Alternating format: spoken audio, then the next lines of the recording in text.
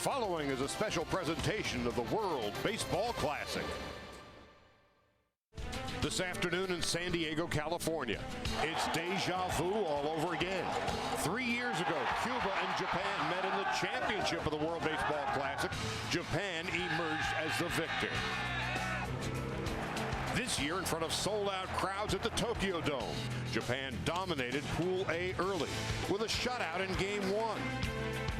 An offensive explosion in Game 2, only to lose in the seeding game to Korea 1-0 in Game 3. Cuba, on the other hand, swung its way here from Mexico City, pounding out 11 home runs, leaving Pool B undefeated at 3-0.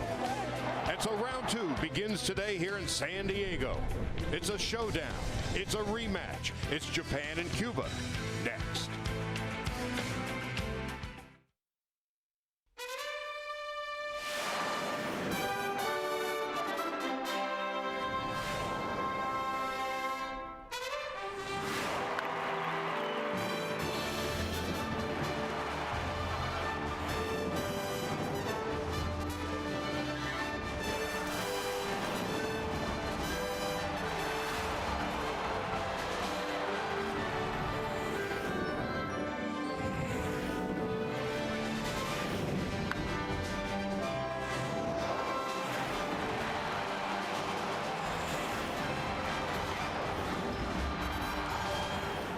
During the Major League Baseball season, Petco Park is home to the San Diego Padres. This Sunday afternoon, it's home to the World Baseball Classic. It is Game 1 of Round 2, and fans and media from around the world have converged upon Petco Park, where it's a sparkling 58 degrees, and we welcome you to Japan and Cuba. Hi again, everybody. Charlie Steiner and Jose Mota. What a great game we have for you this afternoon. It's a great contrast, a flamboyant Cuban team, a fundamentally sound Japanese team. And both countries could not wait to see this matchup again. And by the way, the same passion no matter where they play, and efficiently scoring runs and getting the job done. Lots of home runs, as we mentioned, by the Cubans in Mexico City. Pitching and defense is the hallmark for Team Japan. And Japan makes it no secret, Charlie. They're about being efficient, about being tough, and everything starts with who? The youngster Yu Darvish, practically dominating in Tokyo against the opponents. A combination also of using everybody in that roster with the relievers, their starter today, and only allowed 13 hits in 25 innings to get Japan to this place. How did they get here? Well, defeated China by a shutout, then lost a very tough one in the end, but in between, an offensive explosion. How about the ERA? 1.08 tells you how efficient they are in keeping the opponents out. Last half century, Cuba has been one of the dominating teams in the baseball world, and they certainly showed that down in Mexico City. You know what, Charlie? They pretty much tore apart Foro Sol Stadium, and they went to the leader, Frederic Cepeda. From the very get-go, sent the message. Alfredo Despina did the same thing. Cepeda bounced out both sides of the plate, and Gurriel, the one-star Cuba, follows that face of Cuban baseball, and the new star Despina again going the other way. High pitch, expanding the strike zone, and they know that to get here, Charlie, they needed to hit. Pounded South Africa, Australia a close call, but Mexico again, they use a knockout roll to get them out of there, but they need to adjust the offense in order to win here in Petco Park. And yet this afternoon we're going to have a terrific pitching matchup.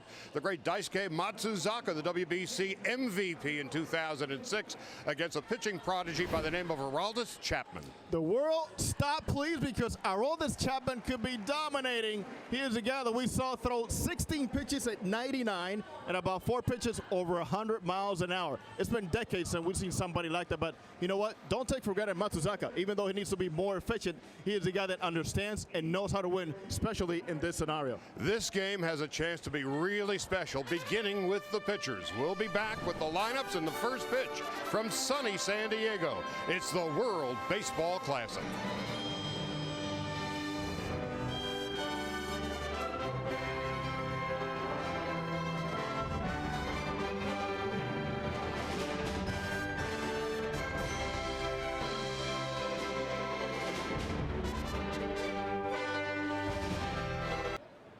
Japan is the defending World Baseball Classic champion. They beat Cuba in the championship game here in San Diego 3 years ago by a score of 10-6.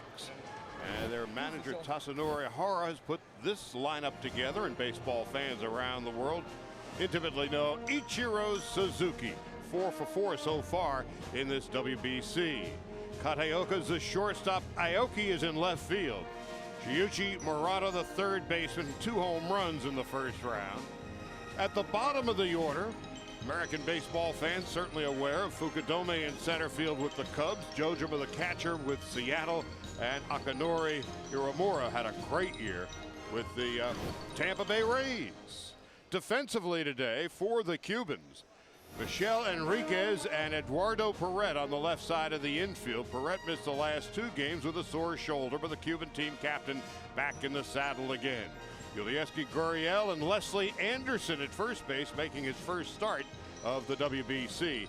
The power-hitting, switch-hitting left fielder Frederick Cepeda. Yoenis Cespedes is in center field, and Alfredo Despaigne is in right field. The catcher is the loquacious Ariel Pistano, and Aroldis Chapman is the pitcher. As you can tell, fans from around the world are moving in on San Diego.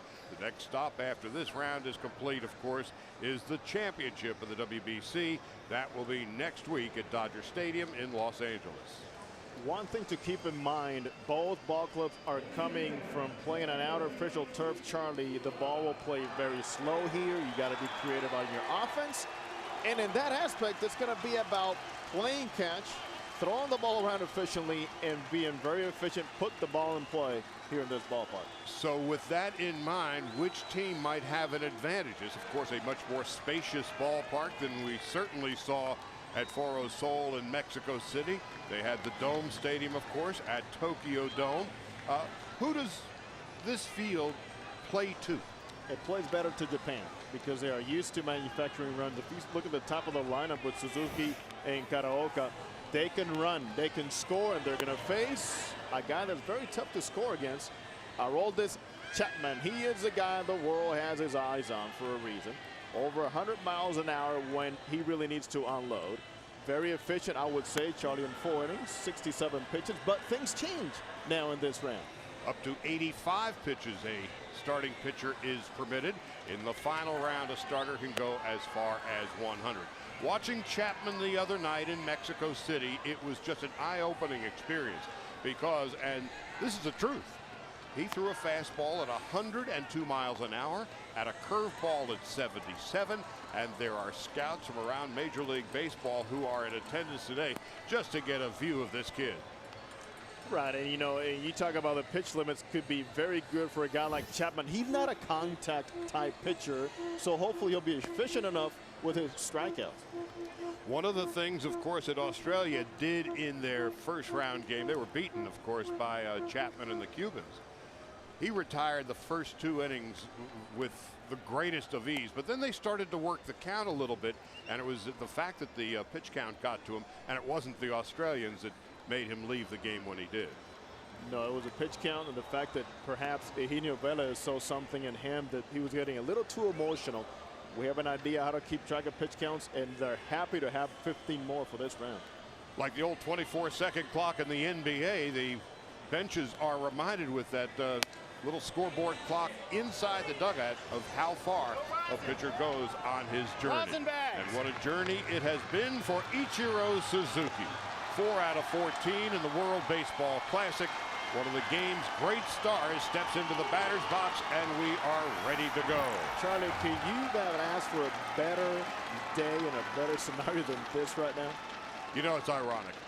Last week in Mexico City, we were 1.5 miles above sea level in a tiny bandbox of a ballpark where home runs were hit, 26 of them, in fact. Here we are 40 feet above sea level in a ballpark where only San Francisco's AT&T Park and Dodger Stadium in Los Angeles has seen fewer home runs hit than Petco Park. And we can breathe. Yes. And the air is clean. It's a beautiful day for baseball. And here's the first pitch of the game from Aroldis Chapman. It's a fastball up and in. Chapman stands 6'3" and fires with the greatest of ease. Looking outside and low. Ichiro, Yasuyuki Karioka, and Norichika Aoki, the first three batters for Japan. The Japanese club in the first round at the Tokyo Dome collectively hit 258, hit only 3 home runs. Cuba hit 11 home runs in Mexico City as Ichiro takes a strike on the outside corner. Just consider that Chapman, to throw that strike, had to drop down to 89 miles an hour. Took a little something off. It was one of the most impressive pitching performances most folks had ever seen Chapman pitch 4 nights ago. And now he is at 2-2 to Ichiro.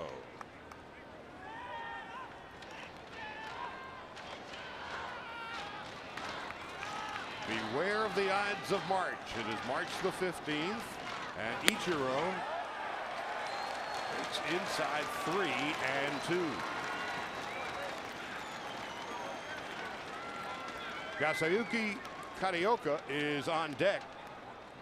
Didn't have an at bat in the first round back in Tokyo.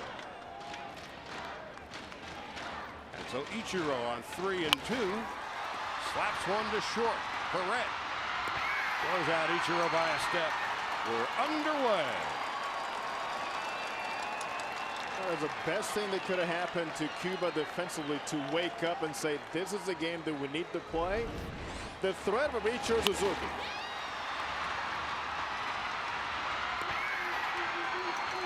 Nice all-around play by the team captain, who bounces back. He hadn't played since Sunday. And shortstop now, Eduardo Perret. Had a sore shoulder and missing a couple of games and then a couple of days off. He's as good as new. Kateoka takes a strike, and it's 0-1. Ichiro wasted no time sharing what he saw at home plate. That's a sign of a leader. Kateoka is a very fast man. Led the Pacific League in Japan with 38 stolen bases in 2007. Had 50 last year. Leslie Anderson runs out of room. Charlie, as you mentioned that, these are the two guys, Suzuki and Karaoka, that could make life impossible for Chapman on the mound. I mean, there's a big test for Chapman. He has not been in this type of scenario ever. He pitched in the 2007 World Cup, and that's when he really started to open eyes. Now the 0-2. To the second baseman, Gurriel. Easy play, 2 out. Well, early contact against Chapman means one thing. He can pitch deeper into the ball game. Let's see how he responds after this and doesn't start trying to overthrow. So far, only 9 pitches from his valuable left arm to retire the first 2 batters. And Norichika Aoki steps into the batter's box. Aoki is a tremendous defender. 3 consecutive Gold Gloves. Hit .347 for the Occult Swallows last year. How big a deal is this in Japan? They had 30,000 fans watching the workouts before the World Baseball Classic began, and every one of their games was sold out at the Tokyo Dome. And a 95-mile-an-hour fastball about chest high, and it's 1-1. They won the first crown, and they're like, let's take an early glimpse of our boys. That they did, and the television ratings in Japan have been through the roof. Wherever you're watching us from around the world, we welcome you to Petco Park in San Diego. Charlie Steiner, Jose Mota, the first of a doubleheader. Inside and high. That'll get your attention. 101 miles an hour. Welcome.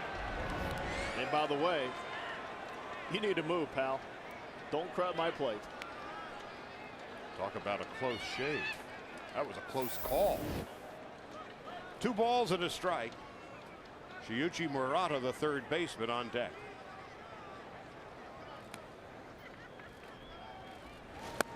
And he comes back with a 79-mile-an-hour breaking ball. That's just not fair.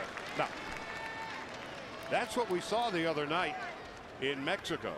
And that was the first time we saw Chapman. It was on Tuesday night. We had heard about him, but until you actually see him in action, he's breathtaking. The 3-1.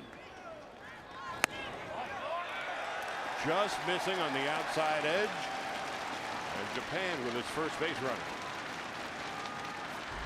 Still not as fluid over his front leg. That's why some pitchers are cutting away on the lefties. He wanted that pitch. Not in the big league strike zone, buddy.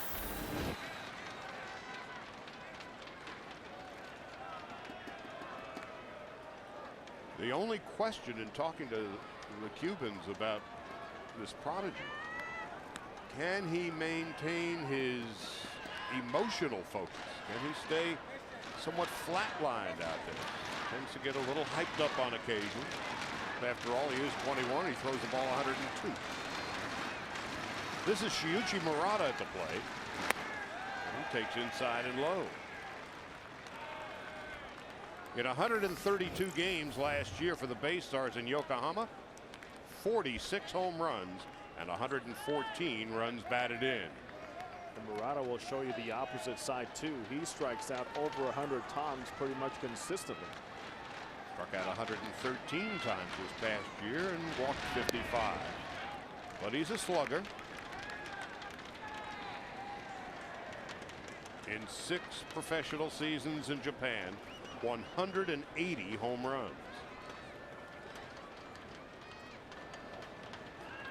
Aoki the lead at first, held on by Leslie Anderson. There he goes. Pitch is low and the ball is dropped by Pestano, the catcher. So a stolen base. Aoki's at second base. Looked like he had the base stolen anyway. He went first move. Looked in quickly, but there's all based on the inexperience in what they have seen so far from the moves of Chapman. High leg kick. Murata in the first round back in Tokyo, 2 home runs and 5 runs batted in. Well, let's see if Japan can capitalize. A fastball on the inside edge. It's 2-1. Michihiro Ogasawara, the designated hitter, awaits. Ogasawara actually struggled in the first round of the playoffs. Just 1 hit in 11 at-bats. The 2-1. Off the glove of Chapman. That's going to be an infield. Oh, what a play at third base by Enriquez. The glove saved by Chapman saves the Cubans a run. Aroldis Chapman throws the ball fast, and his reflex are even faster. Reflex from Chapman. Michel Enriquez say, "Do not die. I am charging again."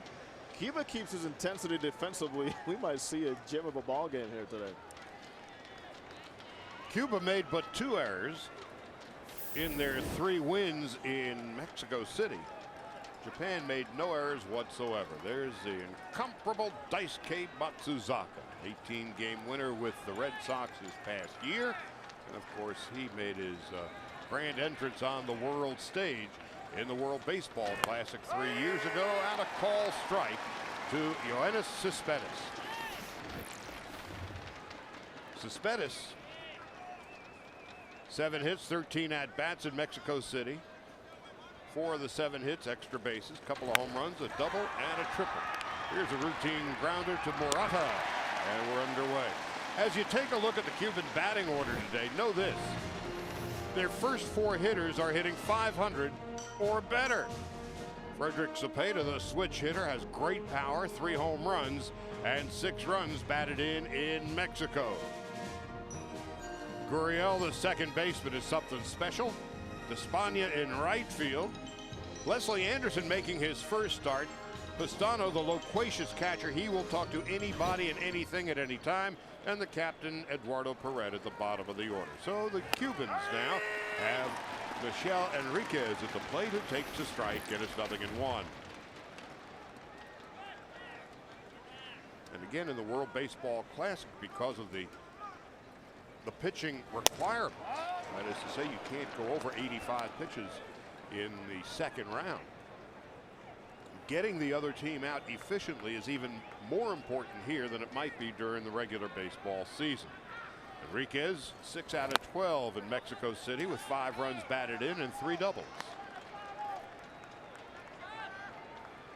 The outfield plays deep and straight away. Ichiro in right field, you notice, is rather shallow. The infield is back. The count is 2-1.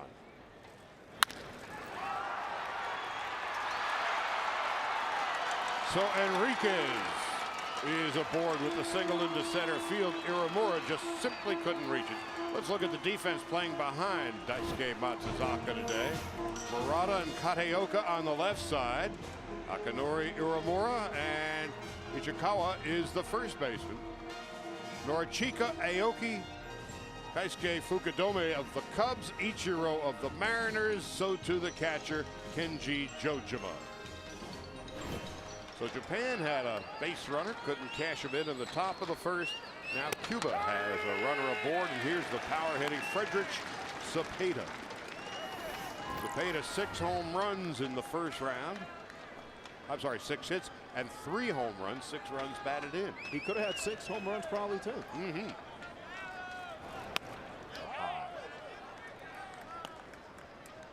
And our first day down in Mexico City, standing around the batting cage, just watching Cepeda launch one after another after another. A switch hitter. And a strike.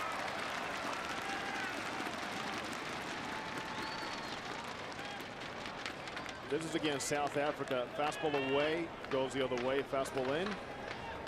Pulls it, and then the knockout against Mexico in that last ball game. Into short right field, and Ichiro's not going to get it, and either will Iramura.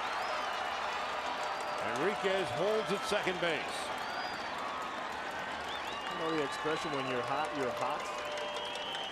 Well, Cepeda is hot. Everything's dropping for him right now. 28-year-old Daisuke Matsuzaka,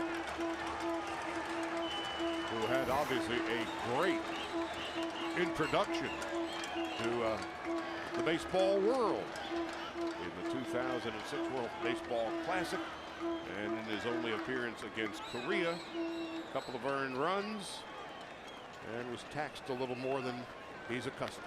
As a team, they only allowed 3 runs. 2 were allowed by Daisuke. Yusvani Peraza, 4 out of 5, a mere 800 in the first round, and had the biggest hit by far for Cuba. From the biggest man, as they call him, El Gordo, the fat boy. Well, the fat boy hit a fat pitch into the left field stands, a pinch hit home run in the 8th inning against Australia. At the time, the Aussies were winning 4-3. But the 2-run pinch hit home run brought Cuba back. And there's a fly ball to left field. Going to be an easy play for Aoki. Now Peraza's probably thinking, hey, in Mexico City, that's a home run. Probably against the wall or in the warning track. He got jammed on that pitch. That's what makes Daisuke Matsuzaka so tough to hit, because he'll show you a fastball up in the zone, sink it, he'll run it as a cutter, and then with his breaking ball, he'll give you 2 or 3 different looks. And so 2 out and 2 on, and Uleski Gurriel is the batter. Second baseman, he was 4 for 12, seemed to come out of it in the final game. First couple of games played tight, and a breaking ball for a strike.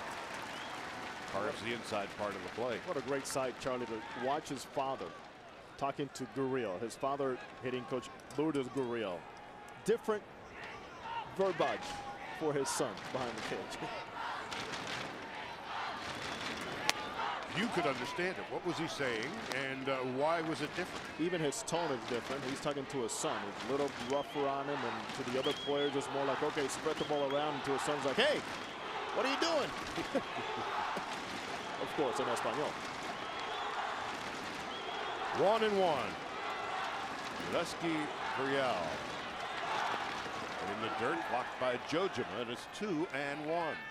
Gurriel, just the way he has taken those first pitches from Matsuzaka, it's looking breaking ball. There's no flinching. There's no reaction of I'm looking fastball. And by the way, look what I saw. They know each other also from facing in this ballpark. Gurriel, just 24 years of age. I mean, he has zero body fat. I mean, he is constructed, he's wiry, he's strong. And a fly ball to center field.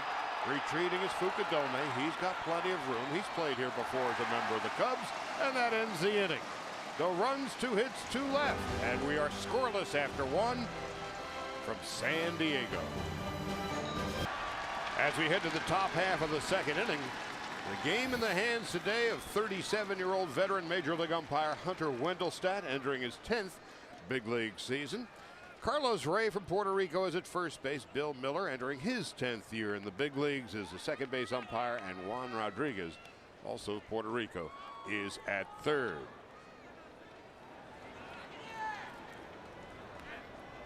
Michihiro Ogasawara leads off for the Japanese in the second. And he looks at a fastball for a strike, and it's 0-1. A lefty with his arms out this much, you have to try to pound him in. Had a tough time of it in the first round of the playoffs, and he fouls it back. I like what Pestano did. It's follow me inside because his ball's still cutting too much. I like Pestano spreading that zone on one side of the plate or the other, actually in the dirt. Let the movement take care of the rest.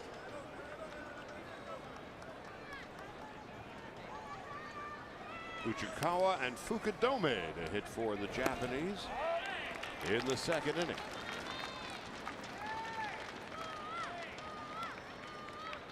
Well, so far today, the young Mr. Chapman is topped out at 101 and bottomed out at 77. The 1-2. Just missing at 98 miles an hour. So free and easy. It won't be long before his catcher Pestano starts talking to him. And there he goes. I like to see more of a straight line with Chapman. That he's crossing along to the third base side a little too early. But it's part of being young. It's part of the emotions so far this early. And the 2-2 on its way. Just inside. And that's one of the things that Chapman has to watch himself. He gets frustrated easily. Well, he's been around the plate all over right now, and pitches like that you're not going to get until you show more consistency. More consistency too, as we talk about, is this reaction, emotion. This is a different stage from what they're used to playing. Well, as you watch the Cuban team, as we did this past week, they are very mercurial on the field. When things are going well, they're high-fiving, they're tap dancing, and they're having a great time. But when they're in trouble, the body language speaks so much. And so Chapman, a leadoff walk. That's the second walk he has given up in the ball game already. Well, body language cost him this walk.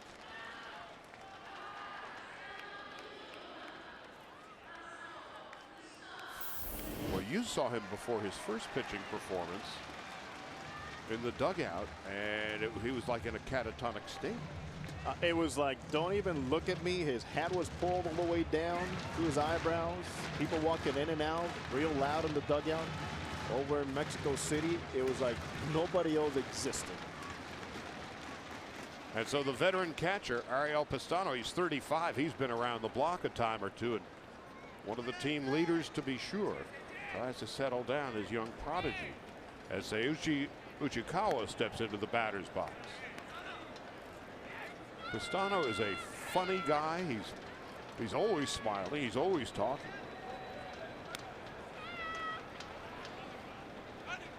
Uchikawa, the first baseman, whacks it foul. And in this case, because Chapman ran out his emotions, I mean, here's Pistano still trying to throw the ball back to him, and he's got his back facing home plate. He's not happy about something. In Japan, with their manager, Hara, will test him again. I don't care who's running, who's on base. They will test him again on the base pass. If nothing else, to try to get inside his head. Here's the 0-1. Uh-oh.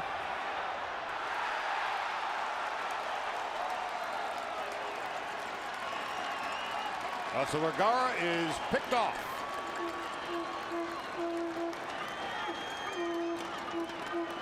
And it's all about calming Chapman down. The message now from Enriquez, you got it done, you helped yourself. This is how. Slight movement from the runner at first, like he was going to try to trick Chapman, but he read him well. First step the other way is a dead duck. And a strike. Charlie, and I saw when he delivered the pitch before that, as we take another look, you just don't do that if you're not intending to run. He did the same thing the pitch before that, and I said, you know, that could cause a balk, and we saw him balk against Australia. Well, you know, he didn't have much of a lead, and so it was, as he slaps it foul off to the right. It's one of those, if you're going to be picked off, at least get a bigger lead out of the deal. It's got to be a one-way lead. Somehow I'm going or I'm not.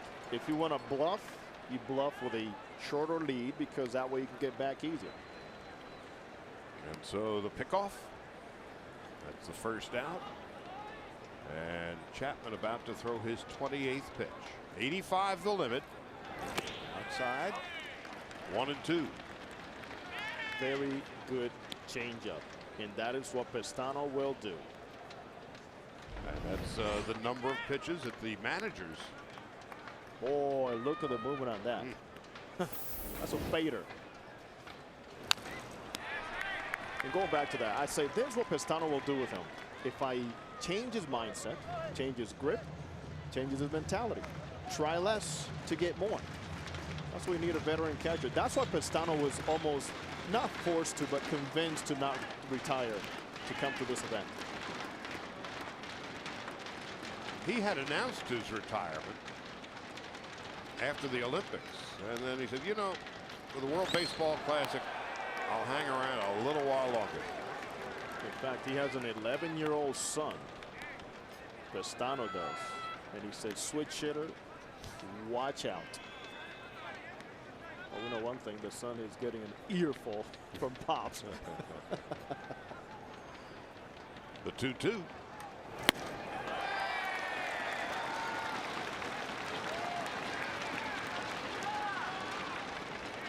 So Chapman has yet to strike out a batter. And Uchikawa is the third hitter to go 3 balls and a count. He's walked the first 2. Now the slice foul.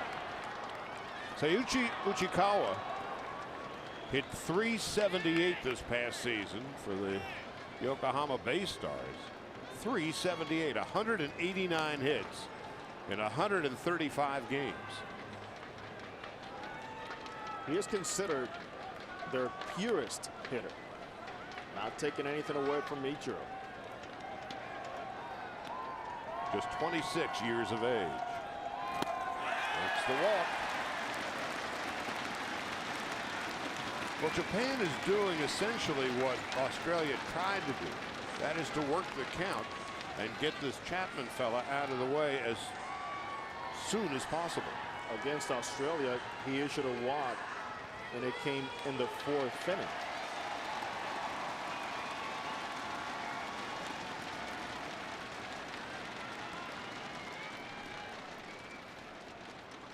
And here comes Pedro Perez as Eugenio Velez sends his pitching coach to the mound. And this is how they play the game. They know right now, Charlie, it's not so much about stuff. We haven't seen his best stuff.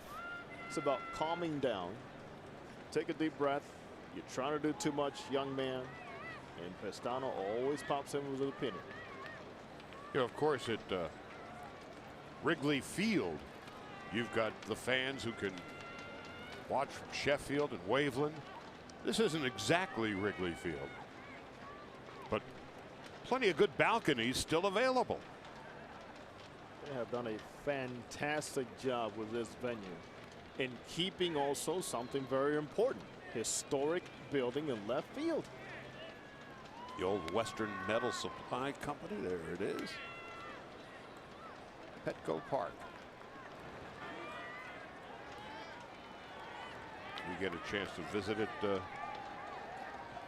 9 or 10 times a year as the Dodgers come and visit the Padres in the National League Western Division.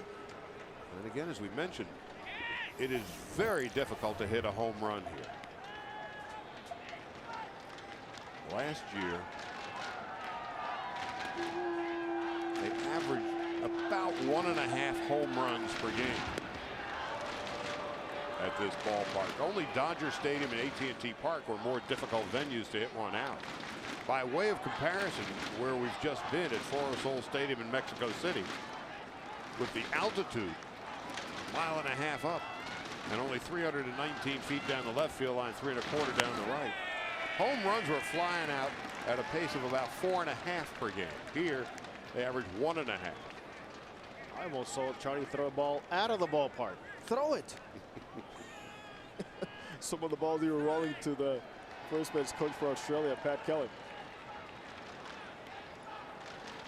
It was a different place, to be sure, and a different way the game was played. It was just a pure power game down there. Here at Petco, and next week at Dodger Stadium for the finals.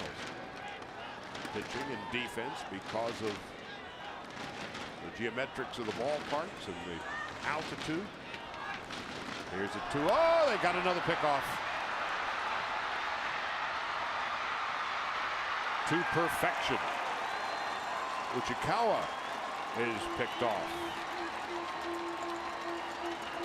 The only reason Japan's not on the board right now is because the Cubans has shown up defensively. Again, now the pitcher. You try to not have that many throws. You close the gap. You take care of the runner.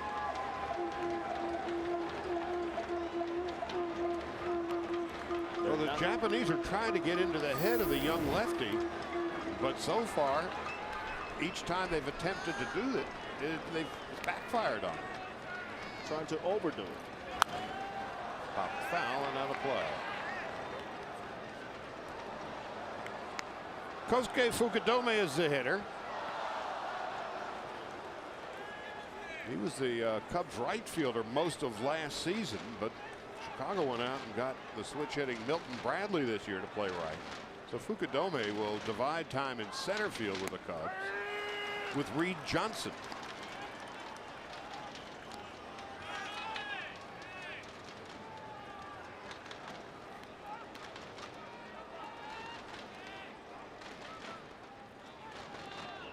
And there was a Cub fan in attendance outside.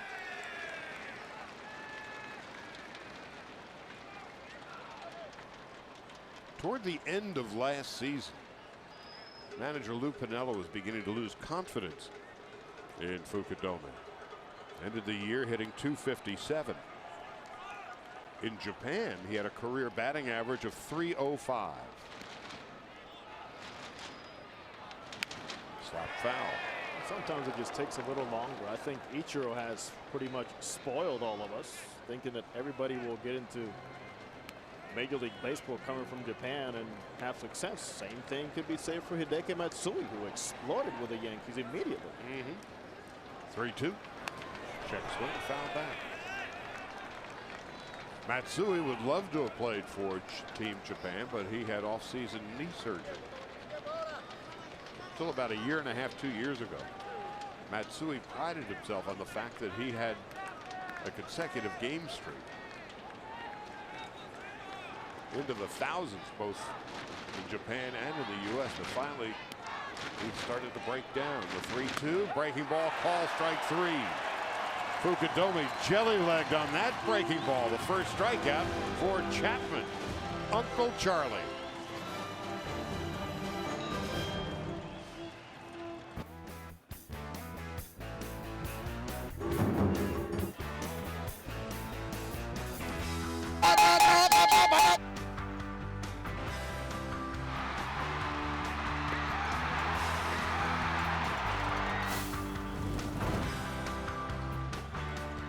Welcome back to this baseball festival. We go to the bottom half of the second inning, and Alfredo Despaigne leads off. He was 3 out of 9 in Mexico City. Despaigne, Leslie Anderson, and Ariel Pistano will hit for Cuba in the bottom half of the second inning. Daisuke delivers down and away. Interesting way of the catcher Jojima reminding Daisuke, if you miss way out here. Jojima behind the plate had his right hand open saying, hey, come over here. Despaigne with a home run in Mexico City. Swing and a miss. And it's 2-1. That's one thing also about the Cuban approach at the plate.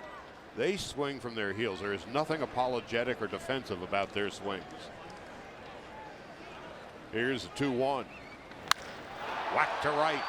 Back goes Ichiro. He's got room. Of course, the ball doesn't travel especially well here, and it's a very difficult place to hit it out. In left field, while it says 336, it travels much further than that. In right field, 322. But from power alley to power alley, as you see the wide shot there is an enormous amount of space. Heavy air near the Pacific Ocean. And so it's very difficult to hit it out. And then, of course, you've got the idiosyncratic outfield wall down the right field line near that Petco sign you see in the corner. That's called the jury box. And the ball outside. For you as a hitter to have a chance, Charlie, you pull it down the right field line or pull it down the left field line. Up the middle, very tough. And so you will get very unusual bounces off the wall. Nice play by Iramura, 2 out. And not only does that present a problem for the fielders, the outfielders, but your cutoff man sometimes have to change directions. And the third base coach has to get a good read to not make an earlier decision that might cost you later. Cuban third base coach Enrique Chaparro. And here's Ariel Pistano. 3 hits and 8 at-bats.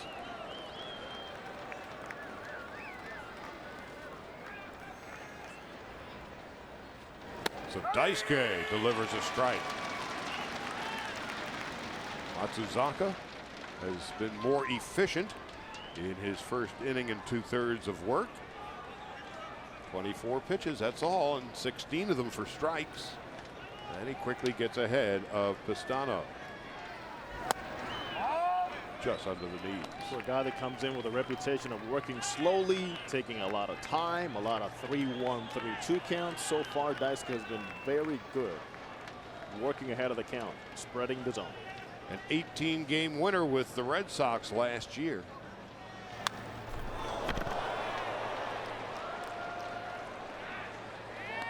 Pistano, who kept telling his pitcher in the top half of the inning, get a grip. He's got to go get a grip on his bat. Maybe he'll talk to his bat. Let's see. He talks to everything. Daniel Pistano on a mound will be talking to the rosin bat.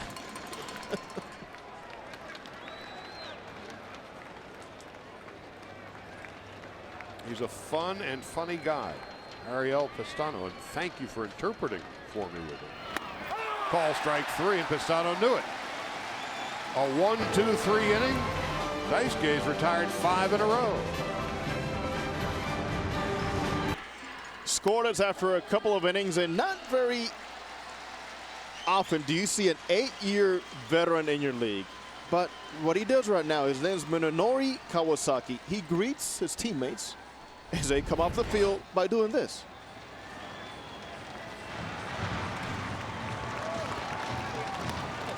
Kawasaki lets the good times roll. Gives the ball to a center fielder. Pumps him up. 8-year veteran doing that. That's admirable. Again, that's one of the unique aspects of the World Baseball Classic. So many of these teams, not all of them, but so many of them play with such fire and passion. Proud to be wearing their nation's colors. As we go to the 3rd inning, Kenji Jojima steps into the batter's box. He'll be followed by Akinori Iramura and then Ichiro. So 3 American major leaguers playing for their home country, hitting in succession here in the third. Jojima had a terrific first week of the Classic. 5 hits in 10 at-bats, 1 home run, and a couple of runs batted in.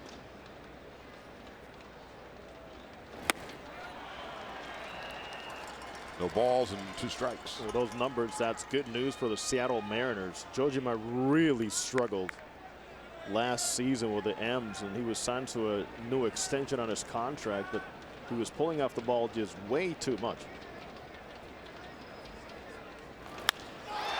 Into center field, and that's going to drop in front of Cespedes for a leadoff hit for Team Japan in the third. You know, we talk about Mexico and Foro Sol Stadium as the ball travels so well, but this is a ball that would have been caught in the thin air. Off the end of the bat, stays up long enough where the thin air would have carried it all the way to the center fielder.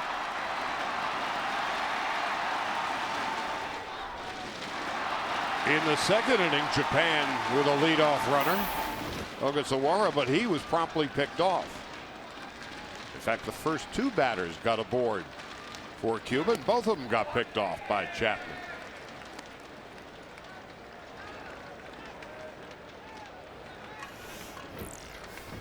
Uemura turned 30 last month.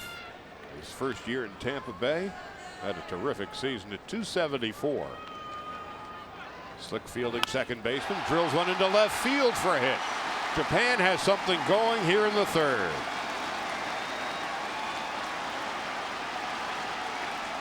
Uemura has always had the ability to stay tough against lefties. A very short and compact swing, shows it immediately there against Chapman.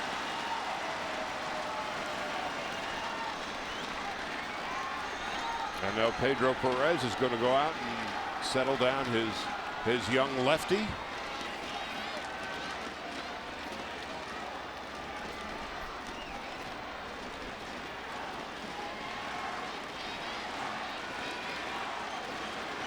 And Pedro Perez has a ritual of not getting too close when he talks to his pitchers. He goes, we have a reason. And it's almost part, Charlie, of their military outlook and how they see things, how they're prepared, how they're trained in life. So he goes, I want that young man, whoever's on the mound, to look at me down straight in my eyes. Double barrel action in the Cuban bullpen.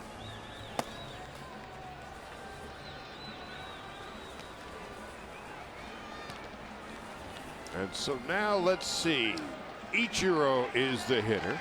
It's scoreless in the third. There's nobody out. This potential Hall of Famer. Would they be inclined to bunt? The manager is Tasadori Hara. Well, he is bunting up the third base line. It's a beauty. Throw to third base. And they got him. What a play by Chapman. Looked like he was flirting with disaster on that play, but Chapman throws him out. The most surprised guy in this field is Ichiro Suzuki, saying, I just laid down a beautiful bunt, but where did this play come from? Easy for a lefty to field this because the ball is rolling. Front shoulder open to take a good look. Base. There it is. Perfect angle, a clear view, get the lead man. Cuba continues to shine defensively.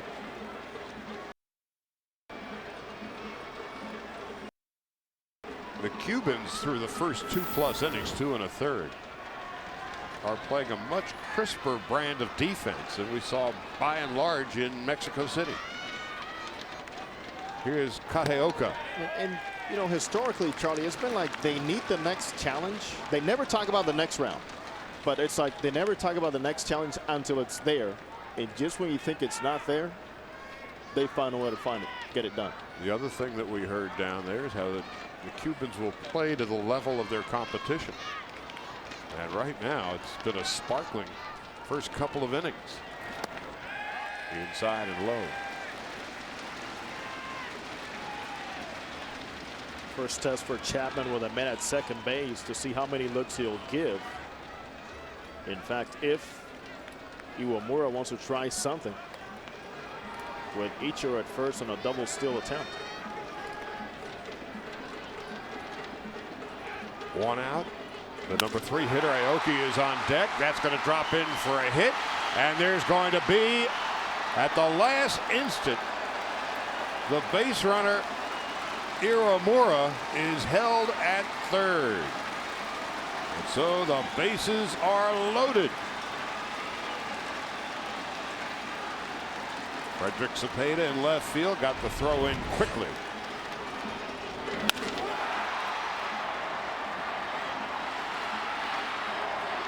It's a right decision by Nobuhiro Takashiro, the third base coach. That ball just hung too much.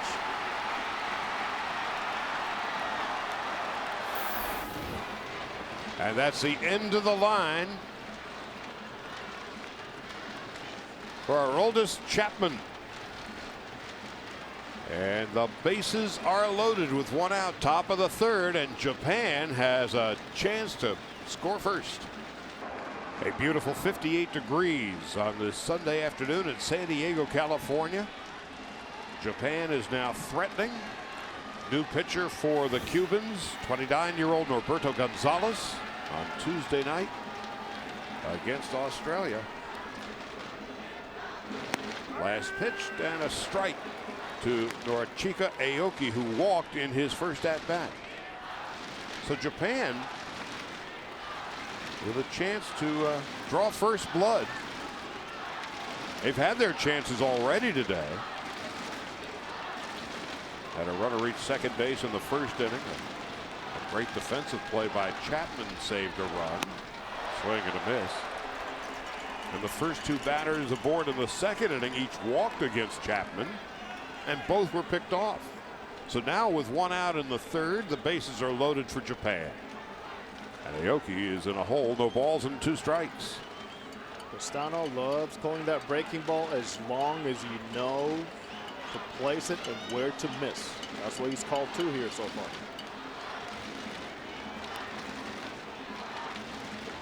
Aoki walked in his first at-bat, and it gets past Parento, and a run scores. Pistano could not handle it.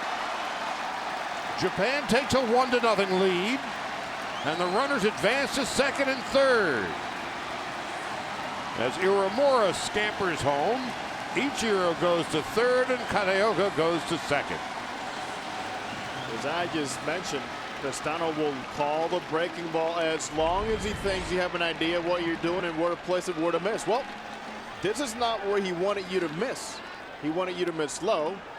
And as always, Pistano, the reaction is not where I wanted it, buddy. So now the manager, Velez, is forced to bring his infield in. And a slow roller up the first baseline, foul.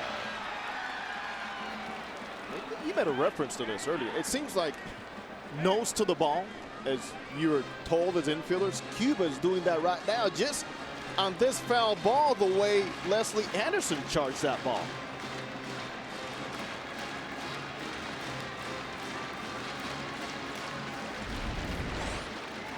I mean, look at this. Charge, go for it. We didn't see that in Photo Soul, did we? Well, Leslie Anderson is making his first start of the WBC. He came in as a defensive replacement for Maeda, the everyday shortstop, or I'm sorry, first baseman. Count is 1-2.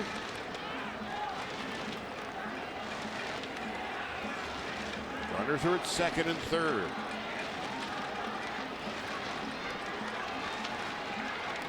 Gonzalez delivers outside, blocked by Pistano.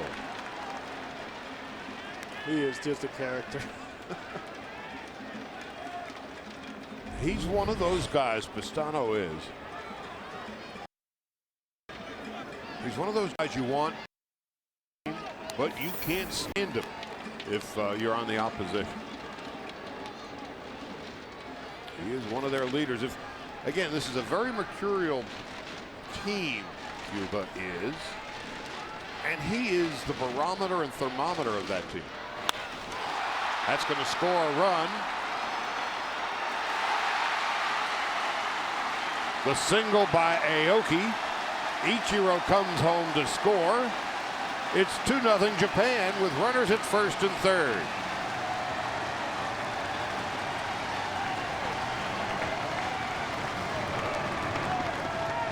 And the guy they wanted at the plate was at the plate. Clutch hitter, Aoki. Puts the ball in play. It doesn't take a whole lot. You drop it in front of the outfielders. You capitalize and you pile it on. Look at the plate coverage. His balance is way off, but the bat still in the strike zone. And once again, yet another meeting of the minds on the mound. So Ichiro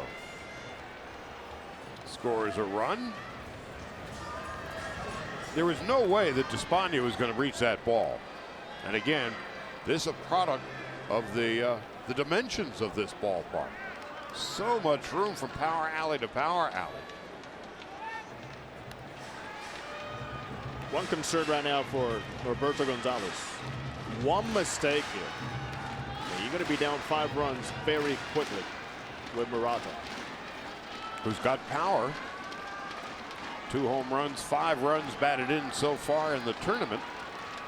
Robbed of an RBI single in the first inning. Murata takes a hook for a strike, and it's 0-1. With Aoki at second base back in the first and 2 out. Murata, for all the world, looked like he had singled into center field until at the last instant.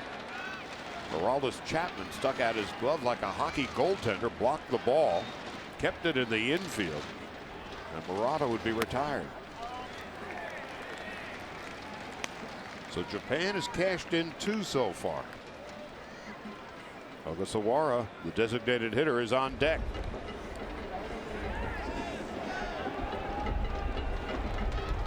The other thing that you will notice if you've not seen Cuba play before, they take their time. They are in no hurry to put a ball in play.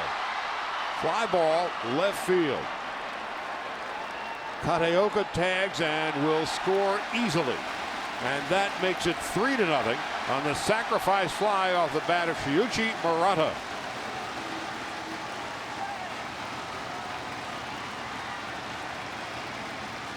Well, that's why he drives in over 100 runs in Japan. Good, professional, effective hitter when it comes to situations. Found a pitch to his liking. And he jizzed. Let me tell you, not the breaking ball that Gonzalez wanted to put there. That's Murata's 6th RBI of the World Baseball Classic. In his 4th game now. Last year at Yokohama, 114 runs batted in 132 games.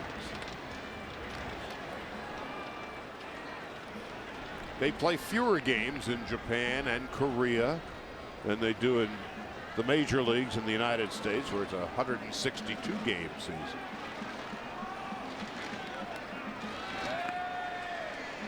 I don't see Japan getting picked up again in this game. They were picked off twice. Ogasawara and Uchikawa each walked in the 2nd inning, and each were picked off by Aroldis Chapman. Into center field for a base hit. Going to third. Here's a throw. Safe.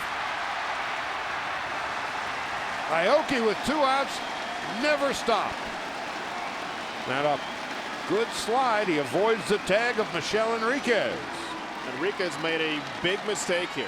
Enriquez became a fan, a spectator, as the intention originally from Kataoka was to stay at second, but look at Enriquez. He's out of position. It's a gap too much. And alertly, all the way to third goes the runner. We mentioned the defensive plays, how good they were, but this is how Cuba usually breaks down. Norberto Gonzalez's day is done. Japan with a 3-0 lead. Finding a way to get it done here in this third inning. One line drive after the other. 5 hits in the last 7 batters, combined with some wildness on the mound. And very good clutch hitting. Meat of the order. New pitcher for Cuba was the winning pitcher in their stirring come-from-behind win over Australia on Tuesday night. Ismael Jimenez. 3 2/3 innings of work in the tournament so far, as Uchikawa steps into the batter's box.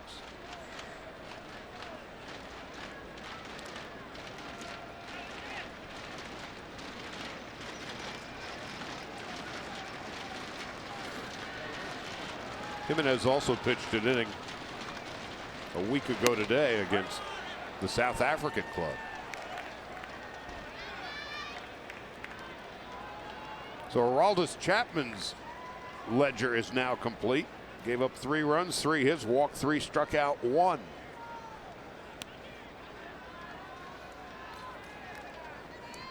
Uchikawa with great numbers last year.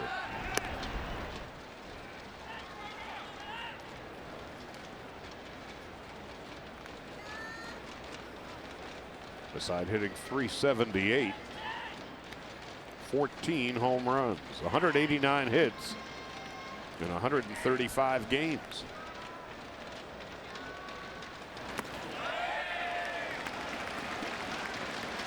Well, this Japanese club, very patient at the plate. They have brought a different approach. From the first and second inning, they're going to be more aggressive on the base paths, trying to steal bases. It did not work. So the adjustment came from the big leaguers, Jojima, Iwamura, and Ichiro, applying more pressure on the Cuban pitchers.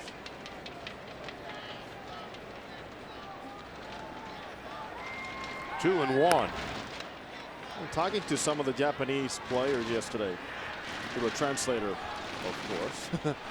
It was clear that they're more excited about the fact that, yes, they won 2006, Charlie, but the big league influence for this World Tournament, they love it. That's a strike. Now they have Jojima, they have Iwamura, they got Matsuzaka, and they got Ichiro. Let's not forget that Matsuzaka was not a big leaguer the last time this tournament was played. They had Ichiro and Akinori Otsuka, who saved that last ball game. And Daisuke would win it. In 2006, Matsuzaka won 3 games for the Japanese. Well, Jimenez comes in and strikes out Uchikawa, but Japan with 3 in the third, lead it by 3.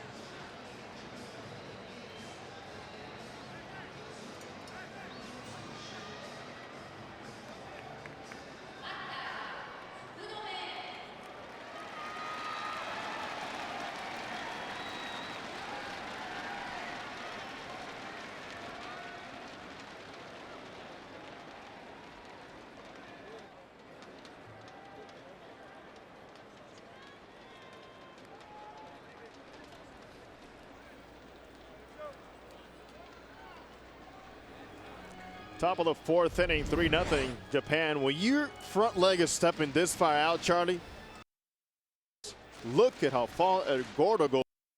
Totally committed over the heart of the plate. 4 strikeouts for Daisuke, and that breaking ball just froze. Yosvani Peraza. So we go to the 4th inning, and Japan with a 3-0 lead. Ismael Jimenez is the 3rd Cuban pitcher of the day, and Kosuke Fukudome took a called 3rd strike in his first at bat. The count is 1-1 to the Cub center fielder this year. He'll be sharing time with Reed Johnson, the one-time Blue Jay. Fukudome takes a strike. There's a little bit of Chris Snelling in Reed Johnson. Oh, he's a tough guy. Yes, he is. Leaves it all on the field.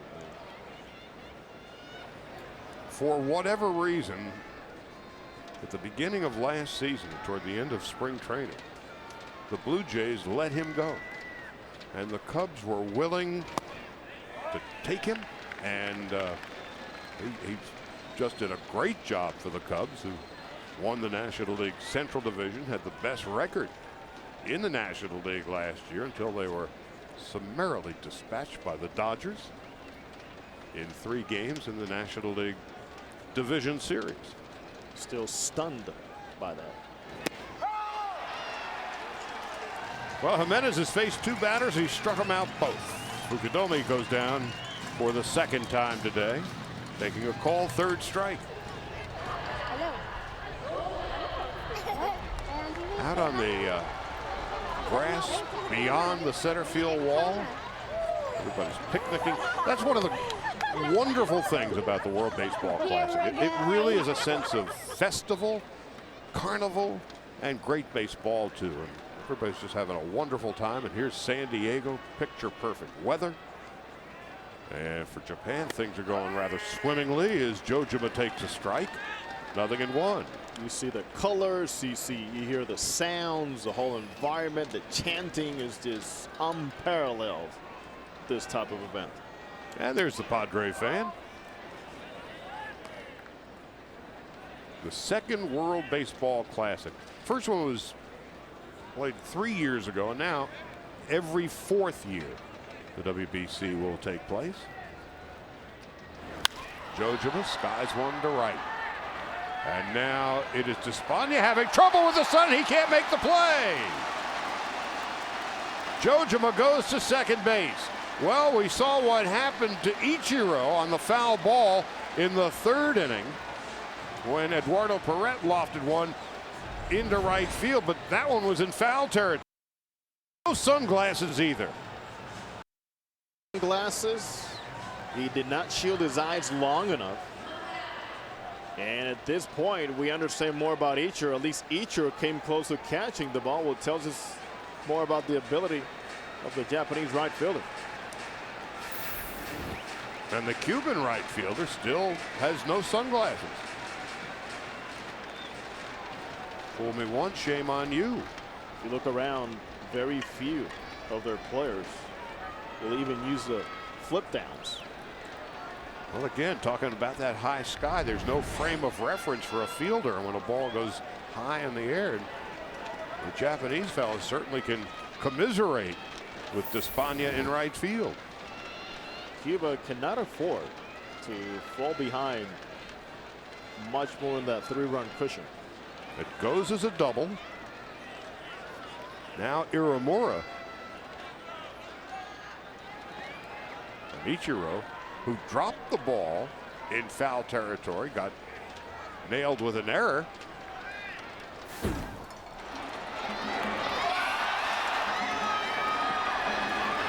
Both having difficulty with the sun, Ichiro and Jojima. And now finally, you know, sunglasses might not be such a bad idea. Okay, so in that case, if the right fielder gets him, what happens to my second baseman, my first baseman, and my center fielder? It's not enough. Sunglasses on the house.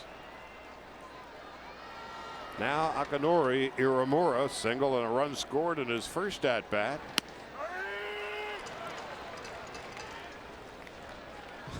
And in left field.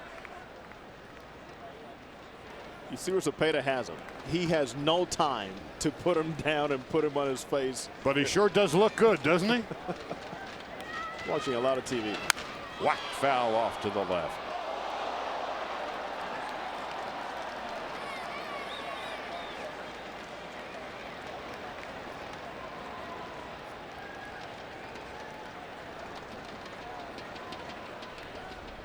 Put a glove in front of that lens. Man. Well, here's Cuba. Down 3. With little wiggle room. Iramura with his first base hit of the tournament back in the 3rd inning when Japan took the 3-0 lead. Thunder sticks in hand. Nice crowd on a beautiful Sunday afternoon. The Ides of March. Beware of the Ides of March. And so far the Cubans down 3. Just outside. Charlie, is that not incredible how the fans are a perfect reflection of the guys on the field for Cuba? You know, it's that old song, when they're hot, and when they're not, not. A little hunched over, kind of what's going on here. Oh, there's a different one. Who wanted that pitch too?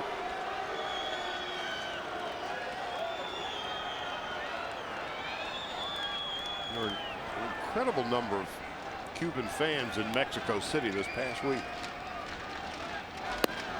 Just outside. Some of the cultural chanting was not very friendly between the Mexican fans. Used to it. That's the beauty of it. That's winter ball. That's international competition for them.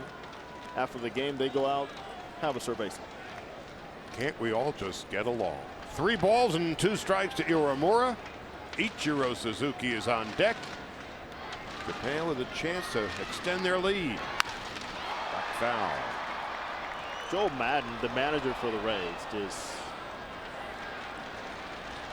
Well, second game of the doubleheader tonight. It's Mexico and Korea. Never too early to come to the ballpark. Not in this venue. Going back to Iwamura, he's just a tough at bat, and Joe Madden, his manager with the Rays, just adores the way he goes about his business every day. This guy plays. And he is working this count, isn't he? Well, what he does is he stays so long. He doesn't have any wasted movement, and he makes sure that he's not jumping at the ball.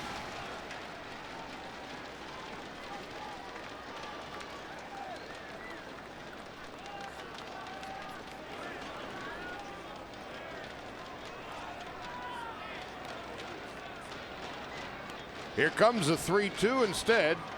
Jimenez steps off the rubber.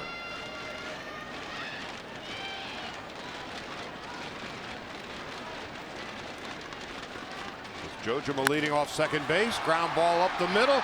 Beautiful play by Gurriel, but not in time. It saves a run. Runners are at the corners and 1 out. Yulesky Gurriel saves a run on the diving stab. Iramura's 2 for 2, and it'll bring up Ichiro. Outstanding effort here by Gurriel going to his right. Iwamura runs very well. And at this point, there's no chance that Cespedes in center field was going to have in trying to throw out the runner, Jojima. Look at this effort. Knock the ball down. Understanding, instinctive player. Makes an outstanding play, doesn't turn into an out.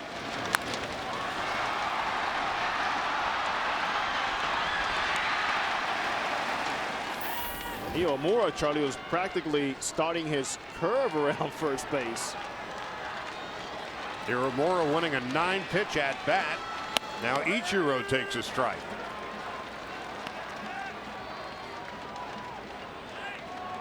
Ichiro 0 for 2.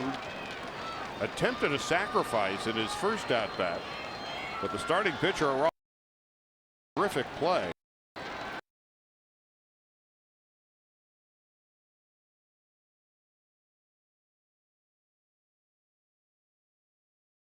Gurriel was the force play. Ichiro is at first, and in to score is Jojima. Even team in Photosol. How flashy are they? Think you know your shortstop play? That was Chapman in the his first game. So Gurriel and Perret, a terrific second base shortstop combination for Cuba. But in the meantime, here's Japan now with a 4-0 lead. Here's Kateoka. 1 out of 2, a single and a run scored. 4 runs and 7 hits for Team Japan. The Cubans no runs and 4 base hits.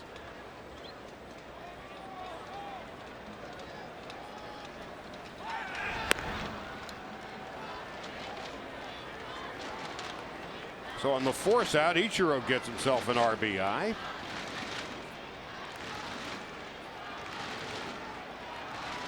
As Kateoka has singled, scored a run, and bounced out. Can't help but wonder if Tasadori Hara, the manager for Team Japan, might send the fleet Ichiro with 2 out and force the issue a little more. Not going. And a comebacker. Nice play by Jimenez. That'll end the inning. 1 run and 2 hits. 1 left. 4-0 Japan after 3.5.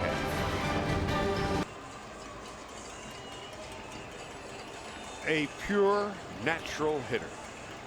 The face and personality of this franchise for so many years. The great Hall of Famer Tony Gwynn, immortalized outside Petco Park. They could not have picked a better person or a better swing. Is that picture perfect or what? Gurriel, first ball swinging. Nice play by Murata. And so on 1 pitch, 1 out, and Daisuke is moving along economically today. Sure, 4 strikeouts, all looking. Why?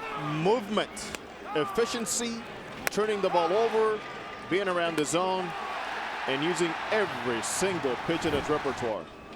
1 pitch, 1 out. Only 52 needed so far. Remember, 85 is the limit. And here's Cuba, first ball swinging again. And this one is out of play. And to me, this just comes back to, we saw earlier the hitting coach Lourdes Gurriel get him all together and thinking line drives. Charlie, well, now is a fact that you can't fall behind. First fastball you see, go out there hacking. Don't change your approach on being aggressive. Remember, Japan beat Cuba in the World Baseball Classic final here at Petco Park in 2006.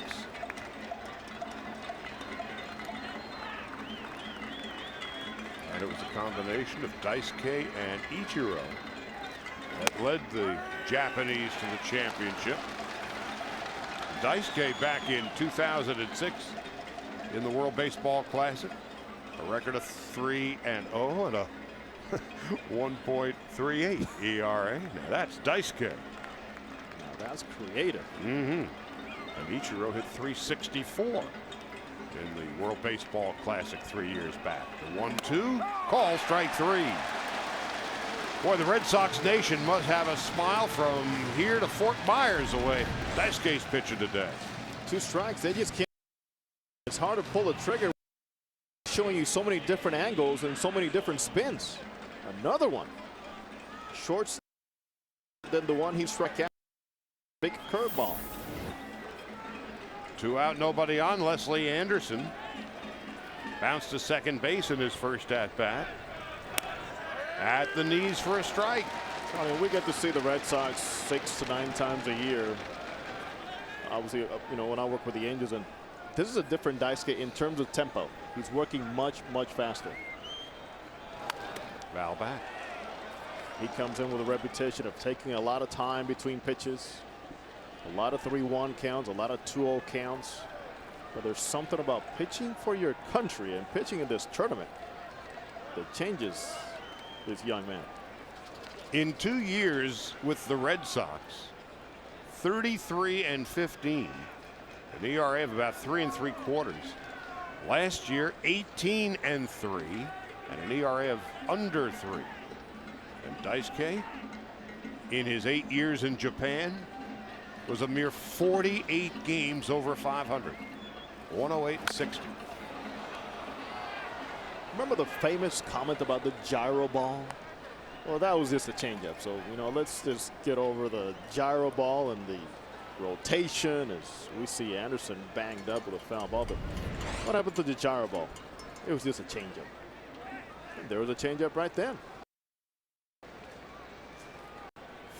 The man of mystery from the Far East with the gyro ball. You get to the big leagues and they'll find your gyro very quick. They haven't yet. Leslie Anderson on 0-2, just outside.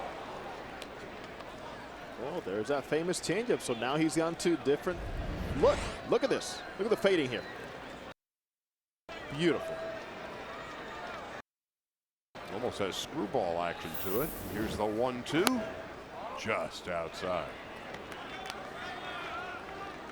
And his training routine is just unbelievable, from long toss to running between hitters and batting practice is something you don't see a whole lot of, especially in the major league level, but that's what the Japanese do. 10 years ago, Daisuke was the Rookie of the Year with the Seibu Club. And that is strikeout number 6. We head to the 5th. All Japan, 4-0. Welcome to the west coast of the United States. We're in San Diego, California. A brilliant sunshiny Sunday afternoon. And tonight, game 2. Or actually tonight, back in Florida. It'll be the Netherlands and the United States. One of those teams is going home. And we'll be back at 8 o'clock Pacific time tonight. Second game of our doubleheader. Charlie, it almost doesn't seem right or sound right. Going home? It seems like this thing is just getting rolling here, right? Double elimination. U.S. got crushed by Puerto Rico last night, 11-1.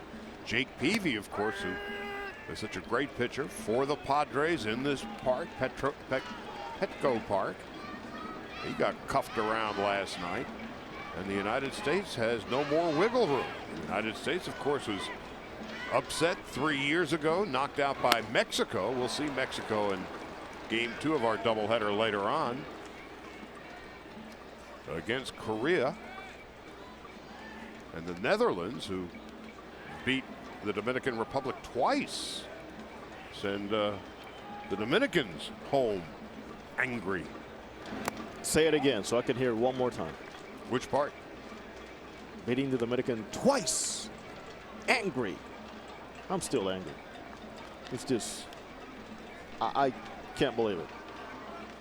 It's not supposed to happen.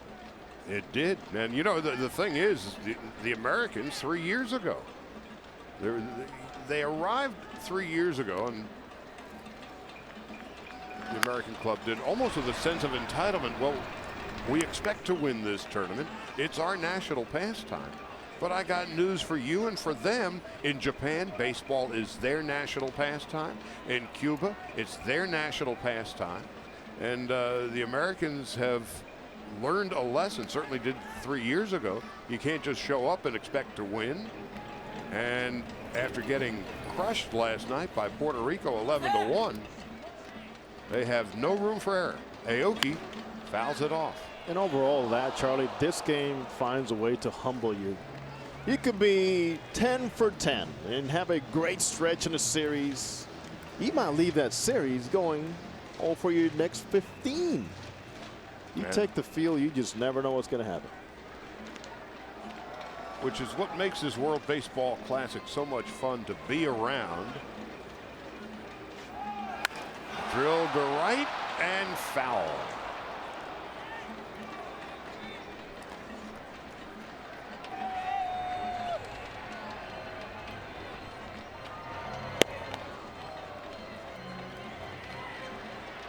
Fujikawa and Saguchi are warming in the Japanese bullpen, but to this point, Daisuke Matsuzaka has struck out 6, hasn't walked anybody, scattered 4 hits.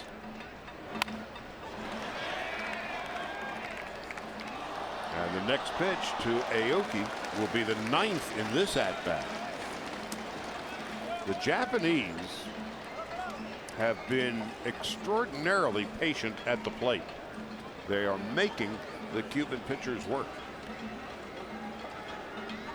Seem to get under the skin of the young prodigy Aroldis Chapman, who was knocked out in the 3rd inning, giving up 3 runs and 3 hits. And so far, Jimenez has been the most efficient of the pitchers. Let's not forget how that Sun double that Despina couldn't find turned into a run, but that's an out. So he has been really good. Has a great reputation in Cuba of being somebody that works fast and throws a lot of strikes. Very aggressive. Well, Iwamura had a 9-pitch at bat in the 4th, and this is the 10th pitch at bat. Or 10th pitch of the at bat, and there's going to be at least one more to Aoki. So they're making Jimenez work.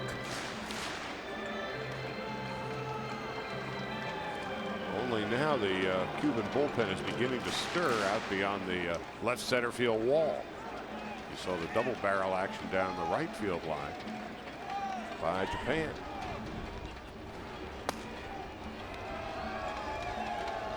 Yuneski Maya.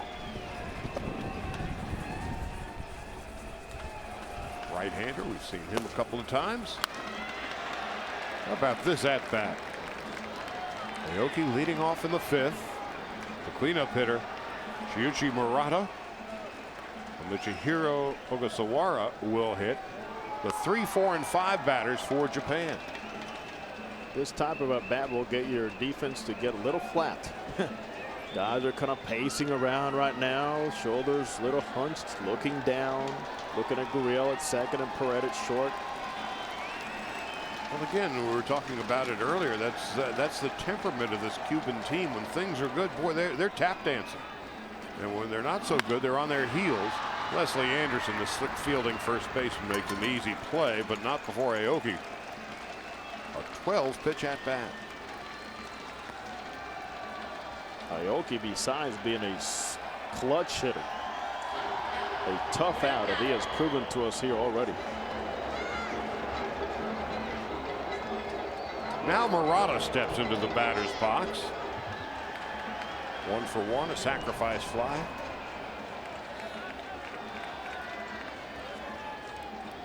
I think Pestano decided it's time for me to take charge of the outfield defense too. Look at him. They're running. I can hear up here saying they're running as they're swinging. Get over here. Get in. They're not going to hit it over your head. Well, there's one thing about our friend Ariel Pestano. He ain't shy about anything. As Murata gets hit by a pitch.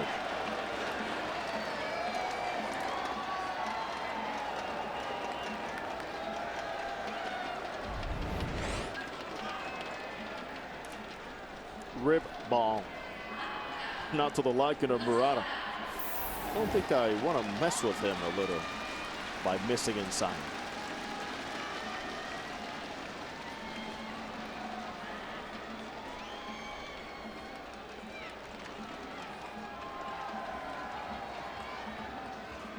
Well, right now, just watching the game as it unfolds, the momentum is clearly on the side of the Japanese. And they want to extend this lead and bury the Cubans as quickly as possible, as they did in the WBC final back in 2006, as they routed Cuba 10-6 in the championship game. It was here in San Diego. Their manager Tatsunori Hara called this second round a real fight. He goes, there's going to be a real fight. I mean, there's very good ball clubs as we move along. He's talking about Mexico and their hitting, Korea, who they know so well. and the Cubans, who have they faced many times. Well, that's the thing. Folks on this side of the Pacific may not realize the intensity of the rivalry between Japan and Korea. And there's a line drive base hit heading toward the right field corner. Heading to third base is Murata. Doesn't run especially well, but the right fielder Despaigne had no chance. Runners are at the corners with one man out.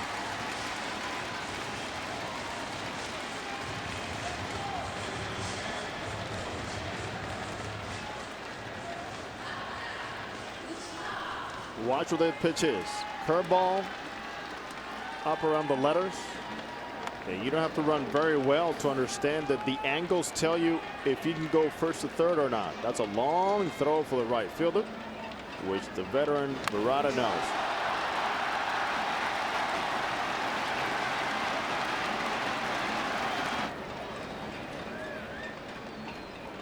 In the meantime, yet another production meeting on the hill. Pedro Perez getting an awful lot of airtime today. And Charlie, in this visit, not very many words from Perez himself, the pitching coach, or the catcher Pastano. There's more biting time for the guy in the bullpen to get ready. Yuneski Maya is now joined by Yulieski Gonzalez. The question has come up a lot. Why so many letter Y's starting names? Why? Because of the Russian influence in Cuba. Yunieski, Juleski, Ulexis, C. Yosmati. Uchikawa fouls it back, and it's 0-1. He's walked and he has struck out. We get to see this Japanese team for the first time live, and Charlie, let me tell you, this is a very deep team with some very tough outs at the plate. And in the second game later on, Mexico and Korea, you will see a Korean club that almost never makes an error. Up the middle and through for a base hit. A single by Uchikawa. That drives home Murata. And now the Cubans lead it 5-0.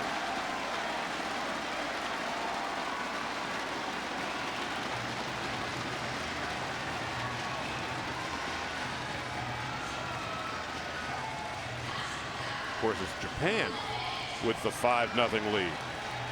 This looked like a Mexico City photo soul hop all the way to center field. Got to give it to Japan. A hit batsman already scores. A double because of the sun already scored, and that's what good ball clubs do to get you out of a ball game. Well, the manager, Genio Velez, has seen enough from Jimenez. Japan 5-0. All Japan so far with 1 out, 1 in, top of the 5th. They've got 5 runs and 9 hits. Cuba, no runs and 4 base hits. And Cuba about to use his 4th pitcher of the afternoon, Yulieski Gonzalez. 2 innings in Mexico City.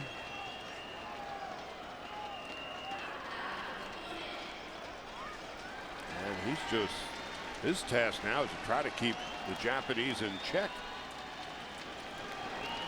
He's a pitcher that Eugenio Velez likes to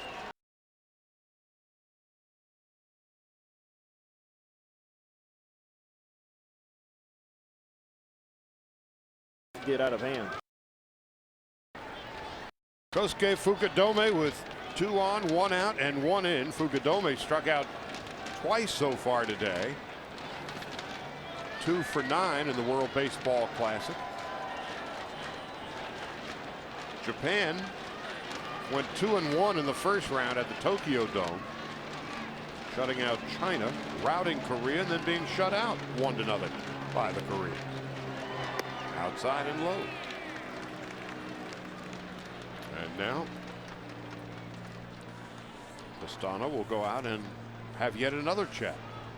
Who? Oh, who else? You mentioned Japan and their hitting. They only hit 258 over in Tokyo, and they carried that along to combining that with a 1.08 ERA. That's enough. You're going to win ball games that way, but they are now on the attack offensively.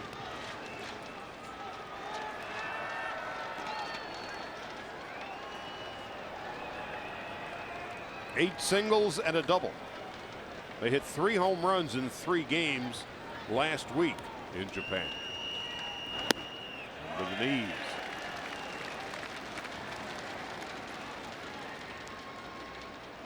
Certainly they were worried about Cuba and Mexico and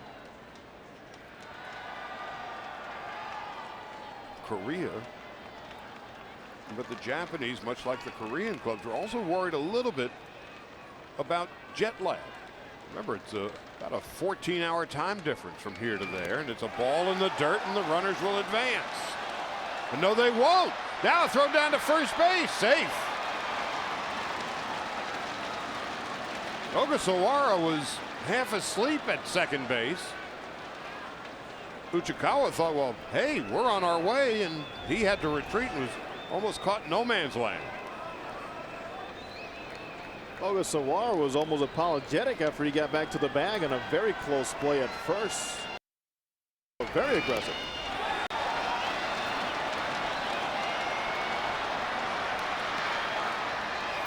Ichihiro Osagawara at second base. And if you're not sure, the best thing you can do is to not go.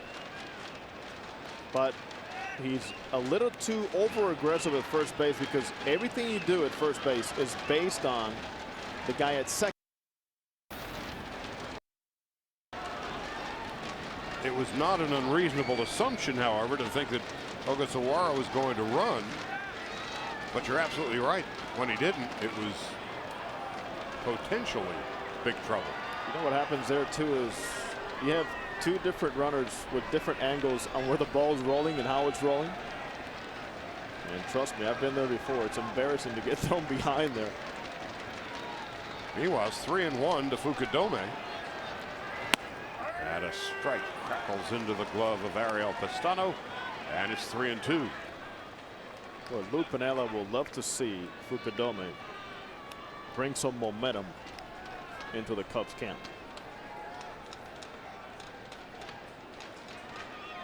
Whether it was fatigue, whatever it was, down the stretch last season,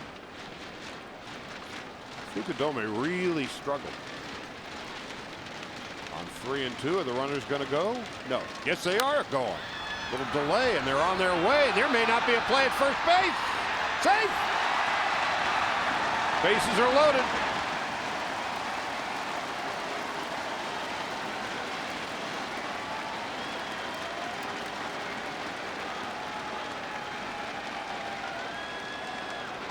Plenty of good things happen when you put the ball in play. And the lefty on the mound who falls so far off to the third base side is going to have a hard time catching with the weight of his body and then trying to find the bag. A nice flip there by Anderson. Close play. By the time Gonzalez got his foot on the bag, Fukudome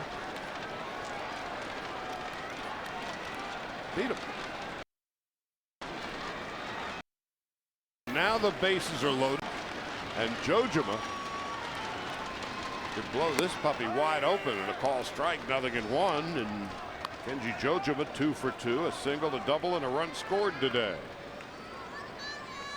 Jojima doing a much better job staying on the ball and not pulling on as he did so much of last season in Seattle.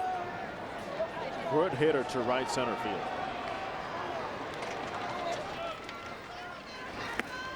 Low. So the way he took that pitch, that's an indication when you're seeing the ball well, when you're tracking the ball and not jumping.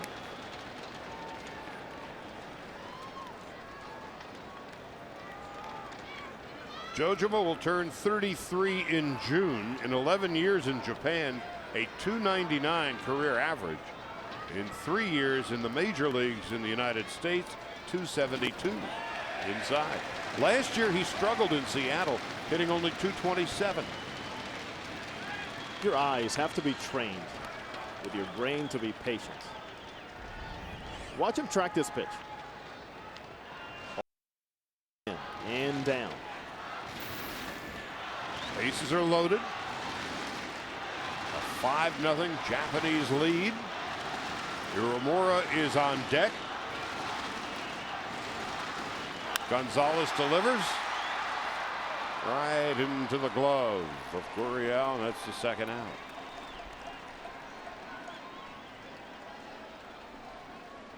I have no problems whatsoever with that approach from Jojima. He thinks right center field, and in that case, as you saw him indicate to his teammate, I got beat by a breaking ball in on my hands.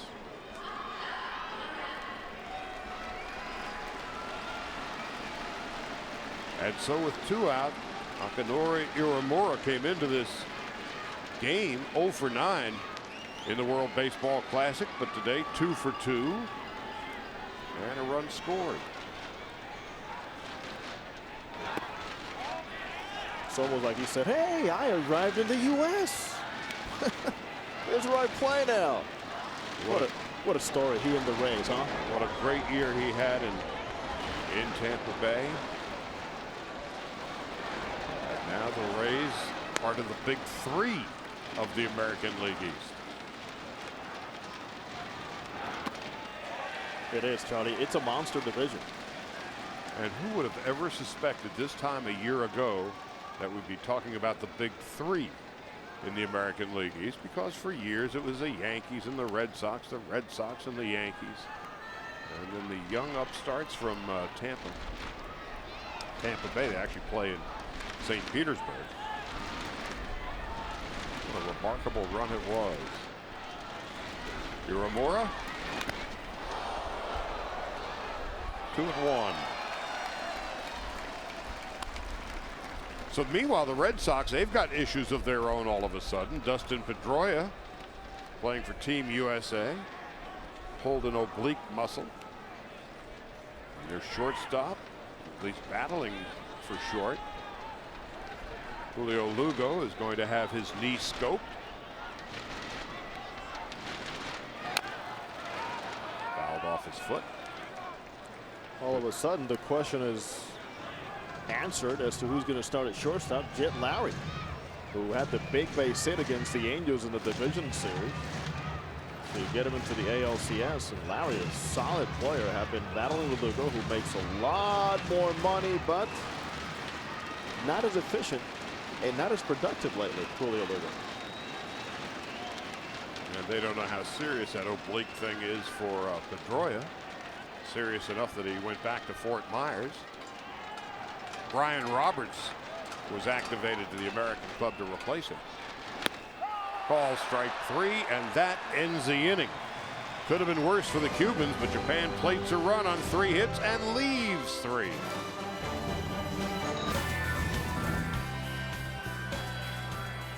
Rolling the dice, and Cuba so far has come up snake eyes. Daisuke Matsuzaka has been efficient, hasn't walked anybody, and has struck out the last 2 batters he's faced. And Castano leads off, bunts it in the air. It's going to be fielded by the third baseman Murata, not cleanly. Murata and Matsuzaka are kind of looking at one another. We don't need a collision here, and so it dropped between them, and then Murata unable to field it cleanly. It wasn't the most beautiful bunt, but with the idea of getting people on base, Pastano finds a way, puts a little more pressure on the defense. And you're better off, as Charlie just mentioned, don't go full bore on a play like that, leading 5-0. So the base hit for Pastano is Eduardo Perret steps into the batter's box. Perret took a call third strike in his first at bat. That was a bunt play as it was unfolding that was fraught with disaster. As Matsuzaka and Murata were converging, and then at the last instant they each peeled off wisely. Perret attempting to bunt for a hit, certainly not sacrificing with his club down 5. 36-year-old veteran shortstop. You watch him play, and of course we saw just a limited sample size in the first game and a little bit today. Kind of reminds me of Barry Larkin a little bit. Yes, he does. Who was the acting manager for 1 whole inning last night. There's a fly ball to left. If it's fair, it's gone. It hooks foul. Brett is that inspirational leader. He is a team captain. And to be behind in a game like this, it is important to have him in that lineup. Look at the bat speed. Perfectly balanced swing. Well, he did it here against Daisuke in the finals. He'll be 37 in October. Hard ground ball, and this is going to be a 6-4-3 double play. Narrowly missing the home run. Instead, it's a twofer. Fans, this copyrighted telecast is presented by authority of the World Baseball Classic Incorporated and may not be reproduced or retransmitted in any form, and the accounts and descriptions of this game may not be disseminated without express written consent. How frustrating is that for a hitter? Narrowly missing a home run. Next pitch, double play. When you're on the plate, guys will make plays for you. Flawlessly. As Kataoka went to his right. You see how he got in front of that ball? How many times you see guys trying to backhand that ball, takes a hop, and before you know it, it's a bigger inning. Well, again, watching the Japanese play, and watching them work out yesterday, same thing with Korea. They are so fundamentally sound. You almost never see a mental error, and physical errors just don't happen. Every fungo hit yesterday, the coach said, get in front of it. You center the ball. In other words, a backhand play or a play in which you have to dive to your left is just a reaction play. It's not a timing play like we see so many times. And the other thing is that both the Japanese and Korean club, the 2-2, high and inside 3-2, they work on their drills. I mean, watching the outfielders yesterday making the long throws. There's nothing lackadaisical about how they prepare for a game. They prepare differently. I think sometimes we in the United States want to take so much credit for the way the game is played and how we pass it along. But let me tell you, just in batting practice, we can learn a lot from what they do back in Japan and Korea. And not just hitting. I mean, that was the thing that we don't see nearly enough of at the major league level in the States. My goodness, infield drills. What a concept, huh? How about taking infield and outfield? That's a concept. Absolutely.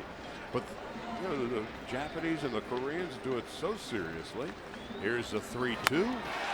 And Matsuzaka, what a day. 7 strikeouts, no walks. All Japan all the time. 5-0.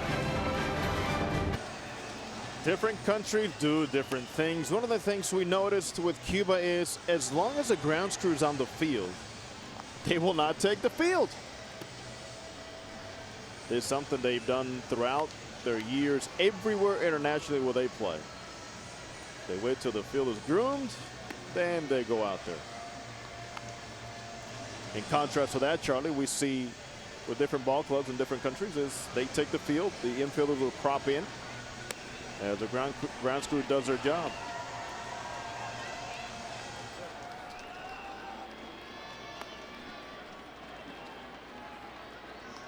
Yulieski Gonzalez pitching for Cuba as we head now to the 6th inning. And something awfully dramatic is going to have to happen in this game for Cuba to get back into it. At this point, it's been a one-sided affair. 5-0 Japan. A fastball outside. Ichiro. 0 for 3. A run scored and an RBI. Drove in a run on a force out. Got a board on an attempted sacrifice and come around to score. Not bad. 0 for 3, run scored and RBI. All for your team. Ichiro says this tournament is not about skill. It's about heart. Well, you better have the skill too. Whack foul. He undoubtedly has it. Years ago, Marge Schott, the late owner of the Cincinnati Reds, she's watching a game with Pete Rose. And one of the players is crossing himself like after every pitch. And she turns to Pete and says, "Does that help?" To which Pete responded, "Only if you can hit." Get in that box and get it done. So heart is one thing. You sure better have the skill level to play as well. That's the third base umpire, Juan Rodriguez from Puerto Rico. We also see guys with a lot of skills that don't have the heart. Yeah. That's more infuriating than anything. And that's measured over a long season, for a long stretch. Ichiro on 2-2. Second strikeout for Gonzalez. It's the first out of the top of the sixth. One of the other unusual things that the Japanese do is we look at a sweeping breaking ball by Yudhiysuke Gonzalez. Got Ichiro all twisted up. Is the way they practice hitting. They have this drill where they start their hands split on the bat, then roll it down, almost like a bunt play, you think, but it's not. It's a bat control type of drill. Take a look. Look where the top hand starts. You think he's going to bunt? No. I was explained yesterday. I was told that it's about controlling the bat. You know who does that on the American team? Kevin Youkilis. When he is waving his bat over his head in that unusual motion in which he prepares for each pitch, he begins the mechanism with his hands about 8 or 9 inches apart, and then they swing back down. Plays a violin. Yeah. The difference is the Japanese practice it for a reason in batting practice, but they don't bring it into the game. Youkilis can bring it. Let me tell you, that's tough, man. Youkilis can bring it, period. He can play. Here's the 2-1.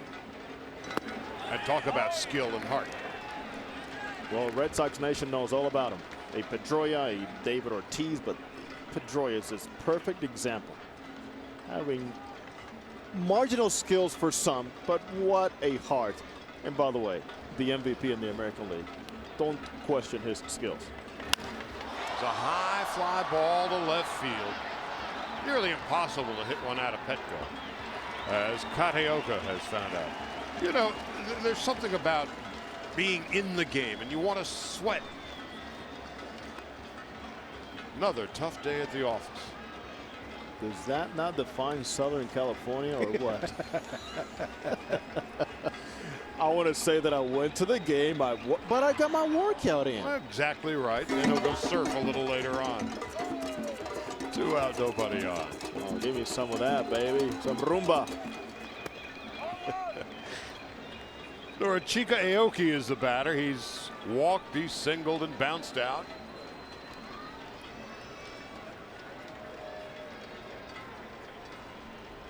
So the Cubans down 5 with 2 out in the 6th. Since 1939, Cuba has played in 49 international tournaments. 49 of them. They have never finished below 3rd place.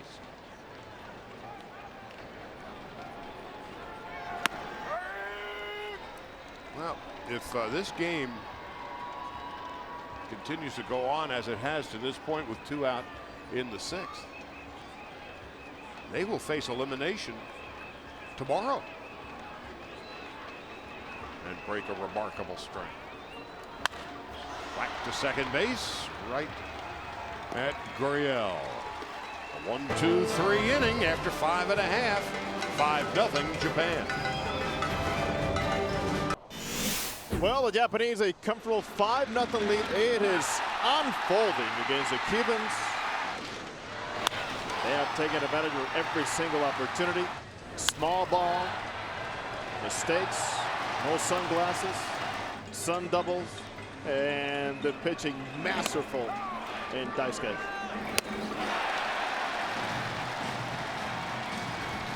Well, in Mexico City, smoke gets in your eyes, and San Diego, sun gets in your eyes, and it would cost the Cuban club, trailing 5-0. This is Michel Enriquez taking a strike, and it's 0-1. Oh, look at this. Standing in the shadows of love. Bye. 4 tops. Come on. The ground ball is short. Cadeota throws on 1 out.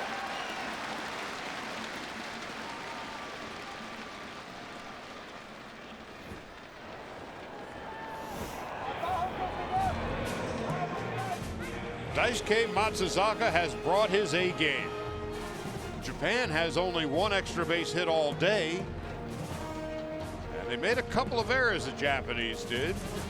And it wouldn't hurt anything. On a couple of pop-ups on 1 at-bat by Eduardo Perret, leading off in the 3rd inning. Perret fouled down the right field line. It was dropped by Ichiro. Then he popped one behind the plate. It was dropped by Jojima. And so Daisuke took care of the rest and struck out the batter. So the 2 errors actually came strictly to prolong the at-bat. Meanwhile, Cepeda bounces out, and quickly there are 2 out. And again, body language speaking as eloquently as it does. Cuba right now looks deader than Julius Caesar. They need Frederick Cepeda to continue on what he's done. How about his career in the World Baseball Classic? You think he likes this tournament? 2 out of 3 today. Yes. But on the Ides of March, the Cubans are really struggling. You know, Charlie, I was talking to Cepeda and said, okay, how do you live? What's your life like every day in Cuba? Doesn't pay for a meal over in Sancti Spiritus where you play. That's kind of like every reporter we know. We've heard about that, haven't we? He also is provided comfortable housing by the government, like most of these players. So it's not like they're struggling to live back home. Peraza, the home run hitting hero against Australia. Peraza with that front foot just flying open. Wants no part of Daisuke. Foul back just beneath us. Charlie, and he has been sitting on an inside fastball all afternoon long.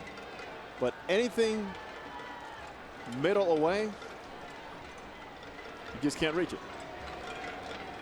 Here's the 1-2. Just inside. And so now Daisuke is at 85, but he is permitted to finish this at-bat. So no matter what, Peraza will be the last batter Daisuke faces. And he leaves with a flourish. 8 strikeouts, no walks, a shutout through 6. Daisuke and the Japanese 5-0.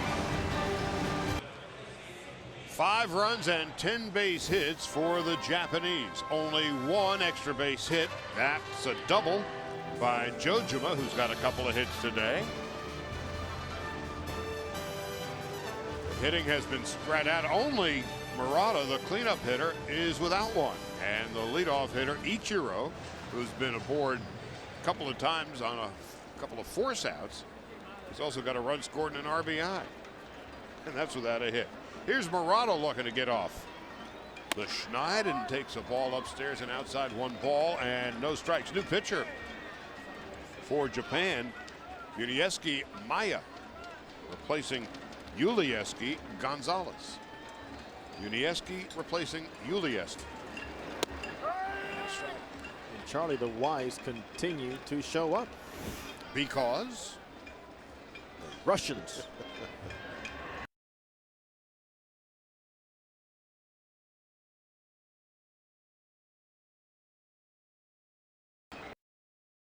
Relative named their daughter Uznavi. Uznavi. I said, well, tell me the story about what's behind it. U.S. plane flying under U.S. Navy.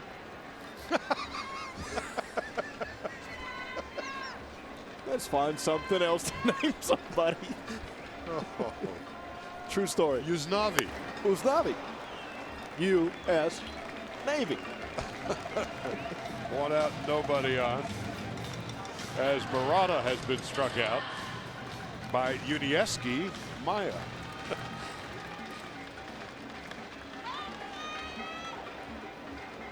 Well, how about that?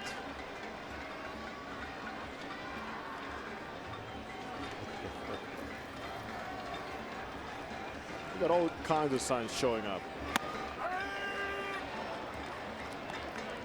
Uznavi or no Uznavi? How about this? Rumsi Saki.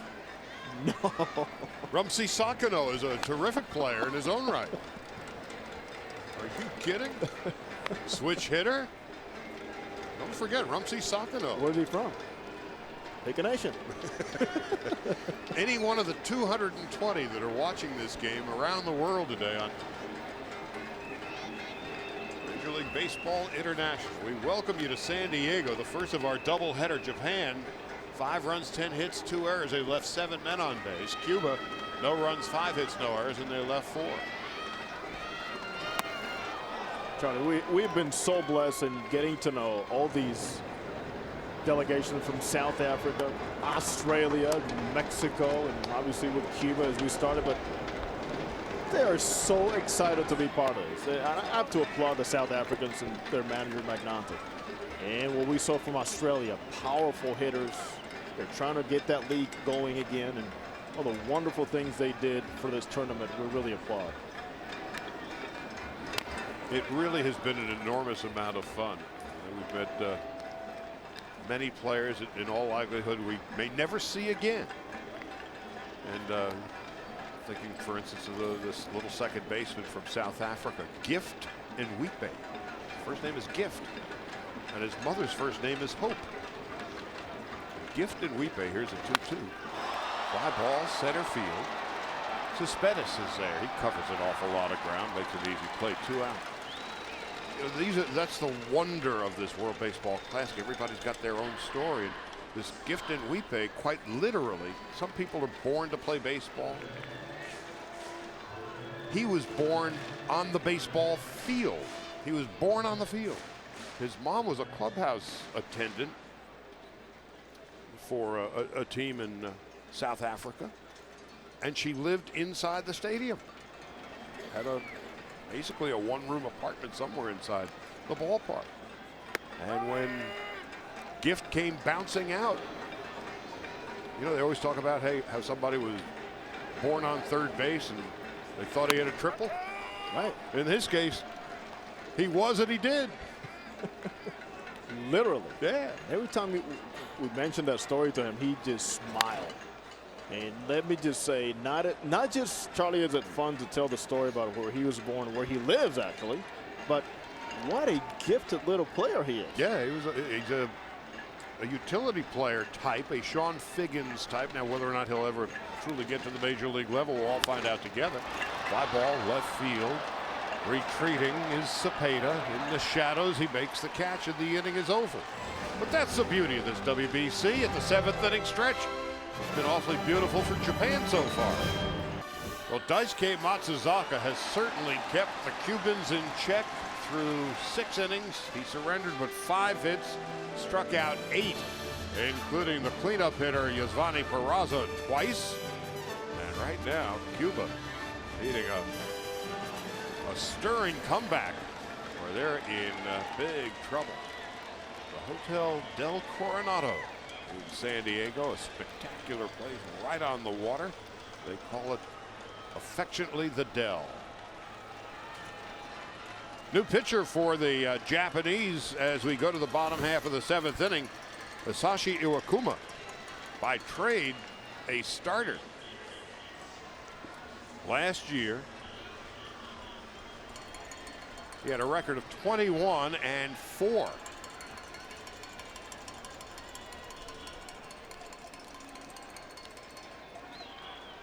He has pitched in the Olympics, And now the World Baseball Classic, sporting a blue glove, and Gurriel takes a strike. It's 0-1.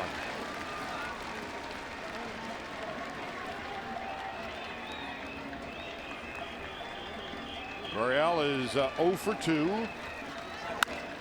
Ground ball wide is short into center field for a base hit.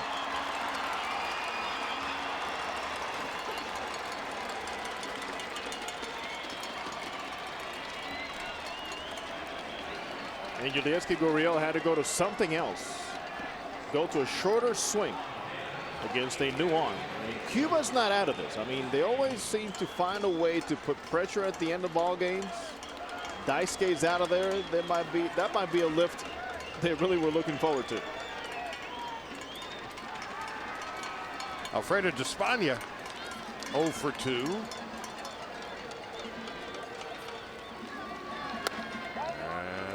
Inside, 1 ball, no strikes. The Cuban club still very much in this game. They're the Japanese. They're watching their team. And all of the Cuban club leaning over the railing in the dugout down the first base line. It is a 5-0 Japanese lead. And a foul back and out of play. That's the best 2 swings we've seen from Cuba. The last 2 at bats, perhaps since the first inning. Gurriel with a single up the middle, nice and short swing, and this one from Despaigne. Good hack, just a good pitch, couldn't reach it. Well, it's not getting any easier for the hitters, what with the shadows now beginning to envelop the home plate area.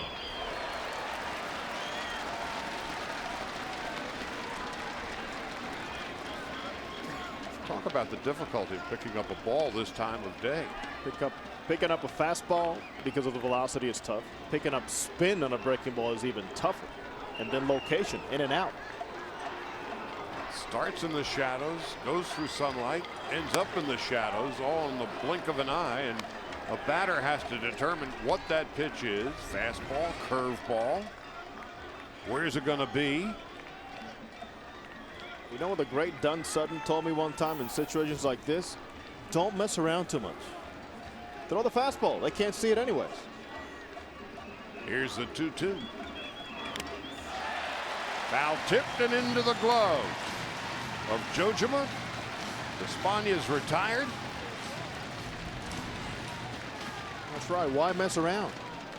Go with it, especially when you can turn it over like that. How many times we see young pitchers, Charlie, trying to trick him in this situation? The elements are in your favor. You know what you're throwing. The batter has no idea what's coming. And then he has to determine, all right, what kind of a pitch is it? Where's it coming from? And oh, by the way, it's going through the shadows. Breaking ball strike. Mike Mussina, former Yankee and Oriole, told me one time, he goes, you can make a living in the playoffs, especially because of the schedule, the time when it starts.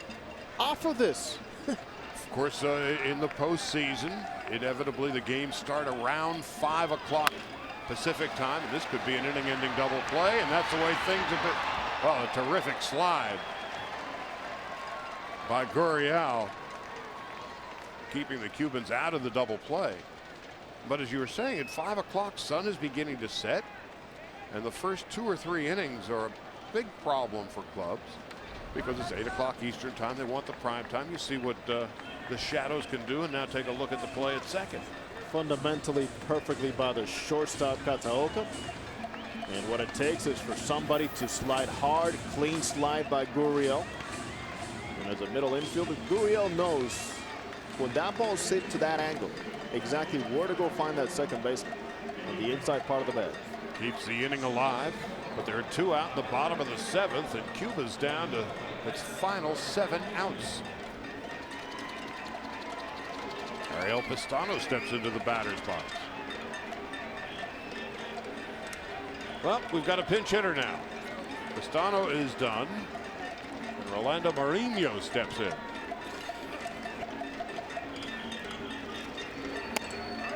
And a strike, 0-1.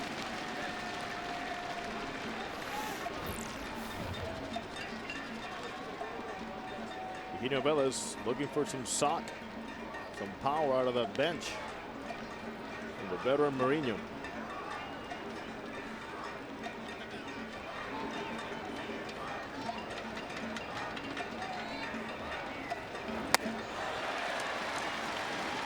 Japanese pitching has just been overwhelming. Try to see this. Shadow, sun, shadow, sun, shadow. Try to hit it. And the Cubans have not done a very good job with it. Here's the 0-2. Too much. We head to the 8th. Cuba's got just 6 outs left. And Japan leads by 5. The hopes of Team USA ride on the right shoulder of Roy Oswalt. That game follows ours at about 7:30 Eastern time against the Netherlands, who are the Cinderella winners of round 1 as they knocked out the Dominicans, and now they have a chance to knock out the Americans tonight. A little later on, 8 o'clock Pacific time, it'll be Mexico and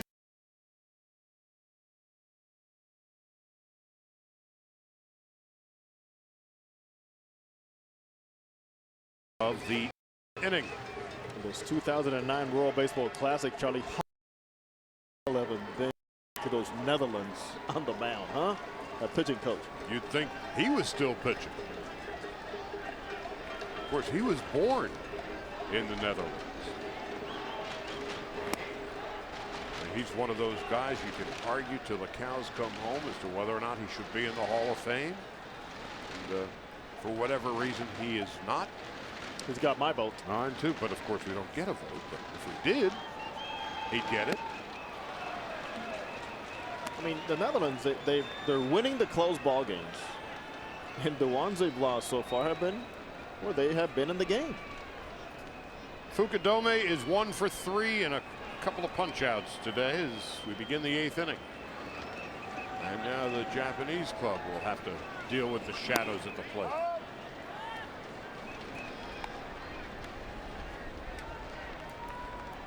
There's a longer stretch of sun right now, as you can notice, but he's still starting to shadow.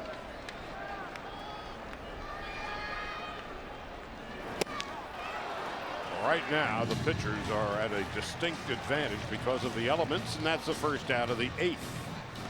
Maya is a pitcher they've always liked as a starter. He can relieve. He has a history of low ERAs. I mean, he's had a couple of ERA years in the mid-ones because he's so efficient. Powerful arm. Mourinho is the new catcher. He pinch hit for Pistano in the 7th. Talk about a guy that does not look his age. Well, Mourinho. He's 39 years old, and he's got the face of a 20-year-old.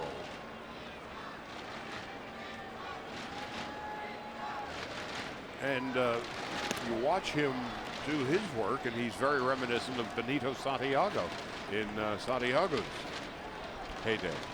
I asked somebody about it. They go, you know what? Ask him. He'll tell you. A lot of sugar cane eating back at the island. Well, for me, it was a lot of pizza.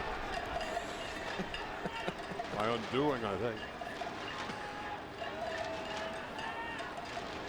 Jojima is 2 out of 3 in a run scored, with Japan cruising at 5-0. You know what? Day after tomorrow, it's St. Patrick's Day. Pitcher on the hill would be Omaya. Maya. But today it's only Maya. 2-2. Oh, Maya. Oh, never too early. That's a good look. Charlie, I think you had this all set up. Where'd you find the guy? Drilled into the left field corner and a foul ball. So Kenji Jojima narrowly missing his 3rd hit of the day. Might have to get back to camp and tell Mike Socha a few things about Kenji Jojima. I mean, he is right on every breaking ball, Charlie, so far. He had that Carlton Fisk look about him as he was exiting the batter's box.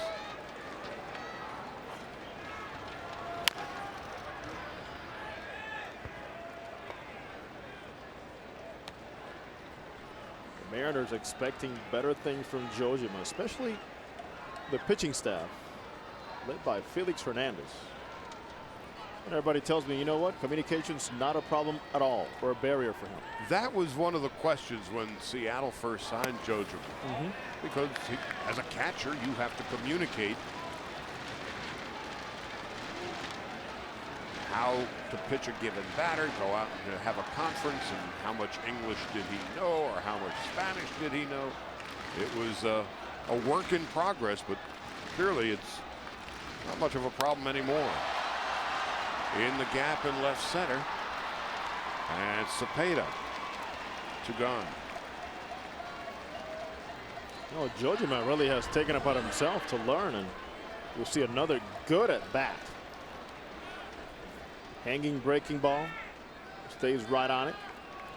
You might think he got fooled, but I'll take that swing. If he sees that pitch 10 times, he's going to hit it hard at least 7 times with that type of swing. Akinori Iwamura, the Rays second baseman, takes high. 1 ball, no strikes. He's 2 out of 3 and a run scored today. The 9, 1 and 2 batters will hit for Cuba in the bottom of the 8th. Time is running out.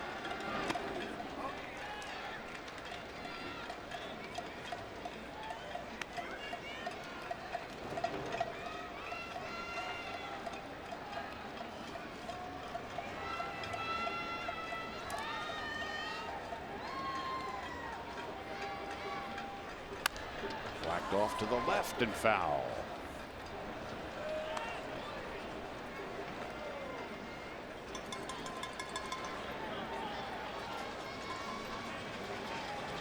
Here's something you don't see very often. After a foul ball, a visit from your pitching coach. Except if it's Cuba, where they like to have their meetings, and you have a pitching change in the middle of the at-bat, huh?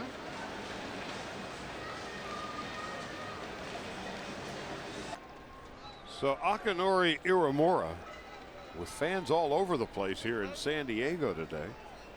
2 balls and a strike, now facing a new pitcher. Yolexis Ulacia delivers a strike. I think there's a time which you have to remind yourself as a hitter, it's not a no at bat. This continues. Usually, you know, a guy has lost control. It's 2-0, 3-0. The ball has gone to the backstop a half dozen times. Then you see a change of pitcher in the middle of an at-bat. But a 2-1 pitch, the last one we saw was a foul ball, and so ended the day of Yuneski Maya. It was almost the look on his face when Perez, the pitching coach, came out, deuces wild. Like, what did I do? About Iwamura, it's like, are you kidding me? What did I do?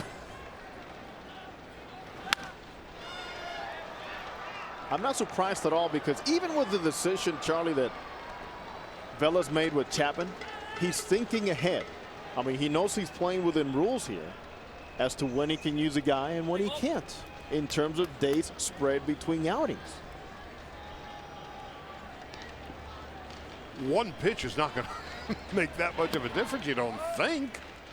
But it was just one of those things where, okay, he's coming out and he's pointing to the bullpen, and your first thought is, huh?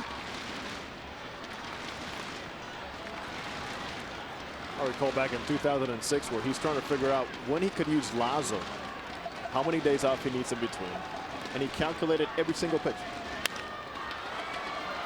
Golf toward the left field corner, and that makes the threshold of so many pitches made. He needs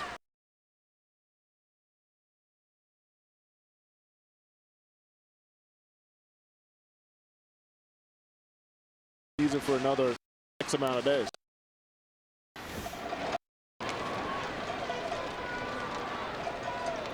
rules and regulations in the World Baseball Classic, of course, designed to protect the valuable arms of these pitchers. But Maya was certainly nowhere near the limit. And Uramura works out the walk. The walk, by the way, is charged to Ulacia and not Maya. And here comes Ichiro.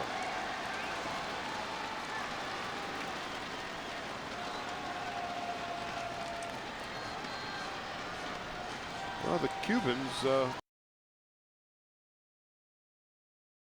live by the bongo drum when it comes to playing baseball. The numbers of meetings they have out on the hill. Sometimes, as you said, when we were in Mexico City, there's sometimes a case of paralysis by analysis. In this case, Japan has just beaten them up on their own. It's 5-0 with 2 out. Ichiro, still looking for his first hit of the day, takes a strike. However, he has scored a run and driven in one.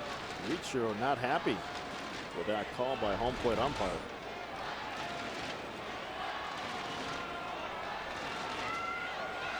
Not liking the call of Hunter Wendelstedt. Hunter, of course, the son of Harry Wendelstedt. As an umpiring school. And a balk has just been called.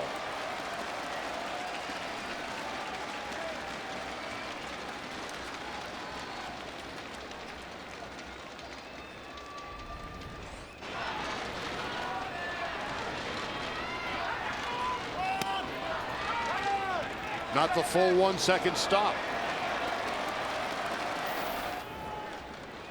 They were too quick to the plate. For those of you just casual baseball fans, if you're coming to a stop with a runner on base, you have to hold the ball at your belt or wherever you hold it for 1 full second. Ichiro to left, and Cepeda is there, and that ends the inning. No runs, no hits. A walk and a man left into the bottom of the 8th, and Cuba's in a deep hole. We found so many different things in the way things are done in different cultures and places, but it's baseball. We're all between innings. How about the coach next to you as he warm up? In fact, the coach waited for him on the mound as he made his way from the bullpen. Liked what he saw and said, let me get out of here. He being Takahiro Mahara, new pitcher. So Hisashi Iwakuma comes in and pitches an inning and strikes out 2 and gives up 1 hit. A 5-0 Japanese lead. They scored 3 in the first. I'm sorry, 3 in the third, 1 in the fourth, and 1 in the fifth. And they had chances in the first and second inning, but would come up empty. And a punt, beautifully placed. Play over to first base. Nicely played by the second baseman, Uramura, and a terrific play by the pitcher.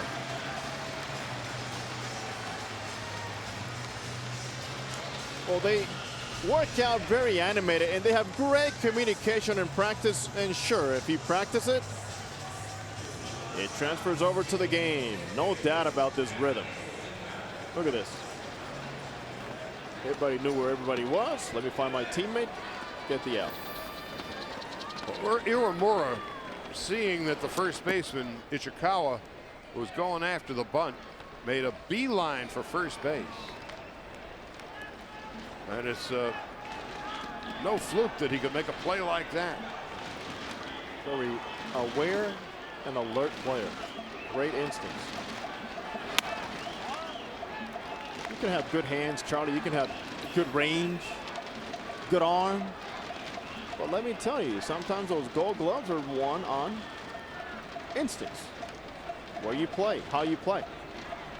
That was just a terrific play as Cuba now has just 5 outs left. Martin attempting to get on base. Lined into left field for a base hit. Well, Cespedes, there's no reason to even attempt to get to second base at this point. Cuba needs base runners. Cespedes is another player we get to learn more about, and he has not been shy at all about showing his abilities in this transformation, Charlie, this evolution of the Cuban roster. They're putting new blood in there, and they've been successful with the roster for a long time. And Cespedes is part of that new movement. 2 out of 4 today. 9 for 17 in the tournament.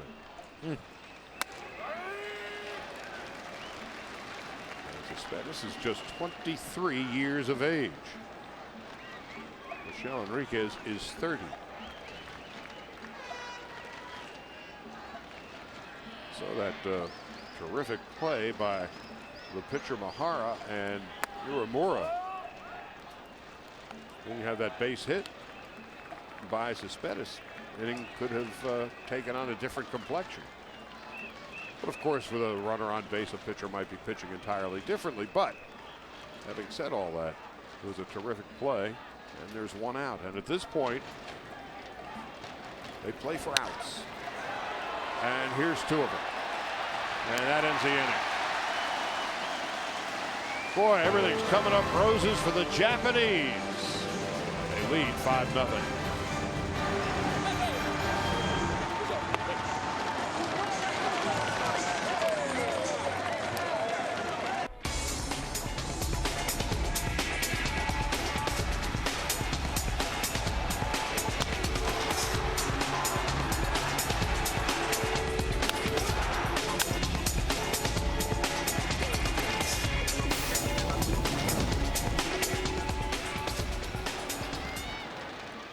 It's been a long day for the Cuban club as we go to the 9th inning. And the Japanese are hoping to just clean up some small details here in the 9th. Kazuyuki Katara with a base hit, and Katoka with the single to begin the 9th.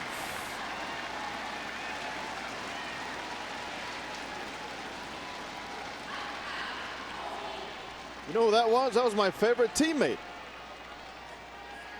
Munenori Kawasaki with a knock. Pinch hitter? Yes. Yes, indeed. See the things that happen to you when you take care of your teammates. You come off the bench, get a knock. Your teammate? Well, he's my favorite teammate because I saw the things he did for his club. Oh. So perhaps not my favorite teammate, but my favorite member of a team. I'm seeking clarification. I don't even know who you are anymore. God, I can transform myself quickly. Just to play to first base. Sacrifice affected by Aoki. Charlie, I must tell you, after the Dominicans were eliminated, I'll play for anybody. Give me a team. Well, the door is sealed shut on the Dominicans, and the Americans find themselves in a similar predicament tonight. Of course, the Dominicans were knocked out by the Netherlands twice, and here are the Netherlands with a chance to do the same thing to the powerful Americans tonight in Miami in a game that's going to start in about 15 minutes or so.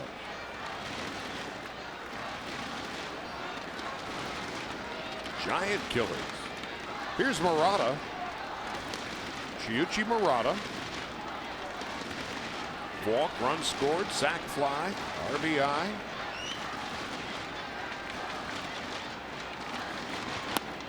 And a ball inside, 1 ball, no strikes. And he is really keyed in on something.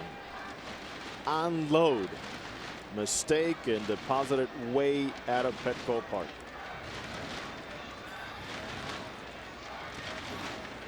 Well, leading by 5. Talk about playing with some house money. Instead, a little dribbler up the third base line, going foul.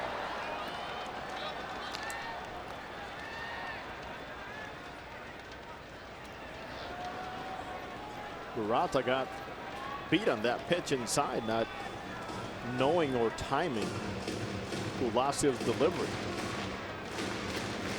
But it was a good pitch to hit. Still battling the shadow. You can see how late his swing came.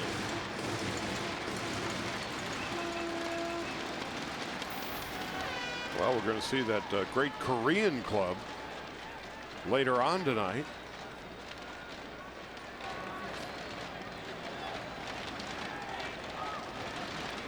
They went 2-1 over in Japan last week at the Tokyo Dome, winning both of their games by shutouts. However, Japan was a 14-2 winner over Korea. It'll be a battle of left-handers later on. 21-year-old Hyunjin Ryu for Korea against Oliver Perez. And it was Perez, by the way, who knocked out the American club 3 years ago in the World Baseball Classic. Mexico had already been eliminated. They had one more game to play, and they came in and behind Perez shut out the Americans 2-0. And again, the Americans are on the precipice of another disaster. Disasters, of course, being relative. Drilled into center field for a base hit. The Japanese lead it 6-0. The RBI single by Shiuchi Murata as Kawasaki lets a good times roll. You know, there are certain hitters in the middle of your lineup that have a knack for this. After he got beat a couple of times on inside fastballs, extensions on his arm, say, "You're not going to beat me on this time." Drives it right through the middle. And that scores Munenori Kawasaki. And the ever-present pitching coach from Cuba, Pedro Perez, is out. And a new pitcher is on his way in. And we will tell you about that and who it is when we come back. Japan 6-0.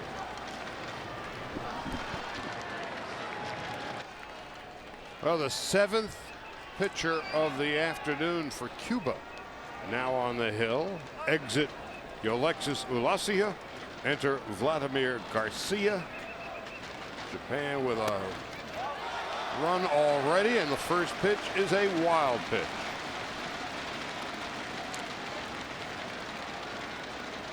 Well, the Japanese team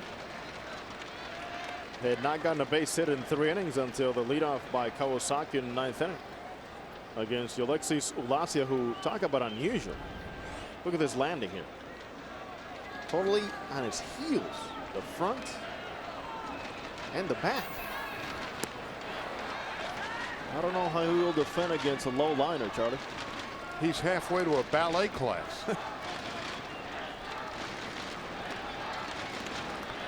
On a wet mound, he would be flat on his bottom.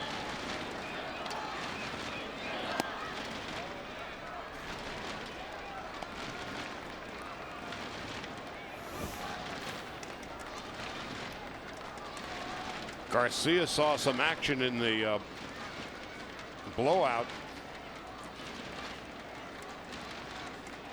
against Australia. Swing and a miss. And he was very upset because he was the only one that allowed a run to South Africa in that first ball game too. It was at 8-0 when he was brought in to get some work in and gave up a run.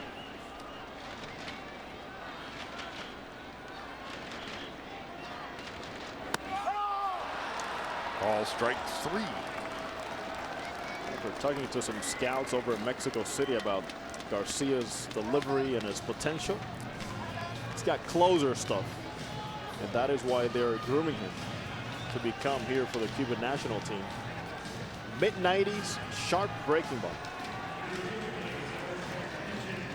The manager, Tasadori Hara, has come out to tell Hunter Wendelstedt that Asanori Inaba is going to pinch hit.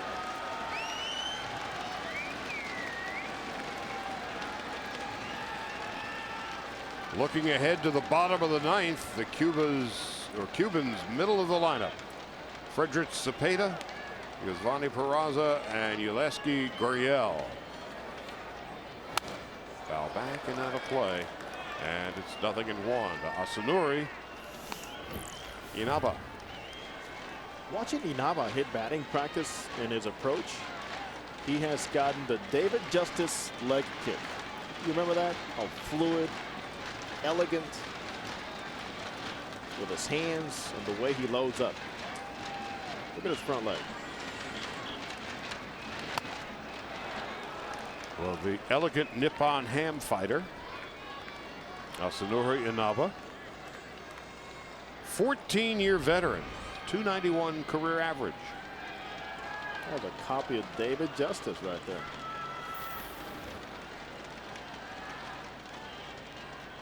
Whenever you see that high leg kick, first one you inevitably think about is Sadahara Oh, who managed the 2006 World Baseball Classic, but he has really struggled with ill health. And so Tasunori Hara, Sadahara Oh is here. good. Petco Park. And a slow roller to second. Gurriel throws out the runner, and that's that. Last licks for the Cuban team. Being shut out 6-0. Well, Team Japan, all they have to do is retire the Cubans here in the 9th, and they will move on, and Cuba will face an elimination game tomorrow against the loser of the second game of our doubleheader, Mexico and Korea. Kyuji Fujikawa pitched an inning against Korea last Monday and did so efficiently. Frederick Cepeda takes a ball 1-0.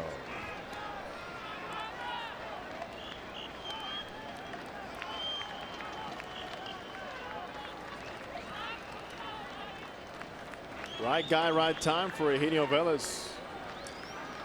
All they need is base runners, not long swings. Get some people aboard to have a chance here today. They need plenty of base runners.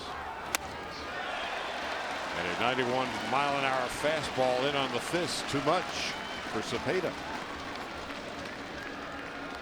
Fujikawa, a power pitcher. Averaged well over a strikeout an inning in Japan last season.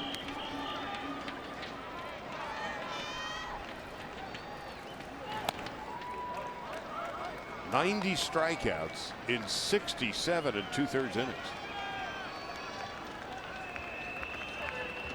At an ERA last year, Fujikawa did of 2/3 of a run. 38 saves.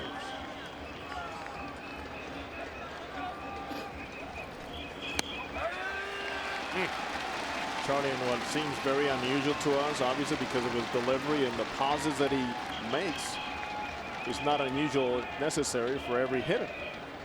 Because in international competition, you will see these types of deliveries. It seems so unorthodox. It's seemingly the rule rather than the exception of Japanese pitchers. And they always talk about how it's a question of balance. Balance to disrupt your timing at the plate. And then if for throwing the ball, all the force comes off that back leg. Remember when Hideo Nomo first came over? Players on this side of the Pacific had never seen anything quite like that before.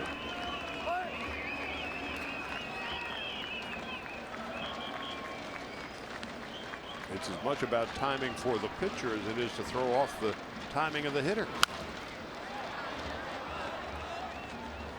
Even yesterday during batting practice, it's like everybody in the Japanese club had an assignment. And part of the assignment for the pitchers was agility drill and a balance drill. Charlie, how about that? During BP.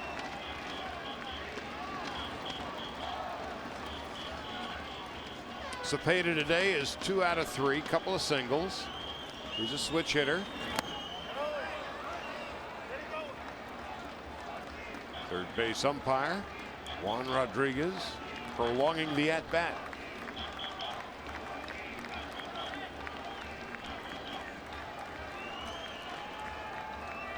Kyuji Fujikawa.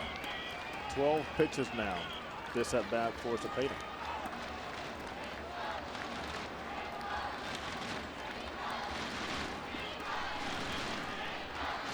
Correct myself, it's 7. drilled to right field, and Ichiro's not going to get it. And Cepeda arrives at second base with a double. So a leadoff double for Cuba in the bottom half of the ninth inning. Well, you can't blame it on Cepeda. 3 for 5, 3 for 4 today. A couple of singles now, this double, and he continues to just tear up World Baseball Classic pitching all the way back from 2006. Well, in the 3 games in Mexico City, and with a game here this afternoon, Cepeda is 9 for 16. And now here is the burly backup catcher, the DH today, Yosvani Peraza.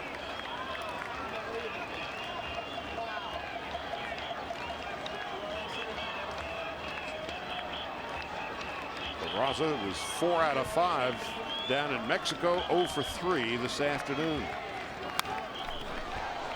Boy, he's not shy about taking a swing, is he? No, he's wondering, like, how did I miss that pitch? Well, the minute you open up that front shoulder and you start finding a way, you minimize your hitting zone.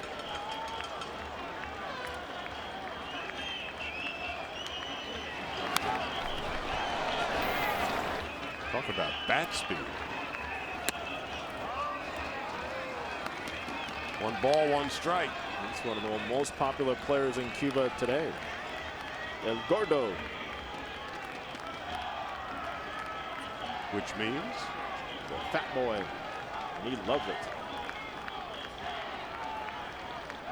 Cuban fans hoping for a miracle here in the bottom of the 9th. But the fat boy's down 1 and 2. Whatever that was, I don't think he's seen it much. And he'd rather not see it again.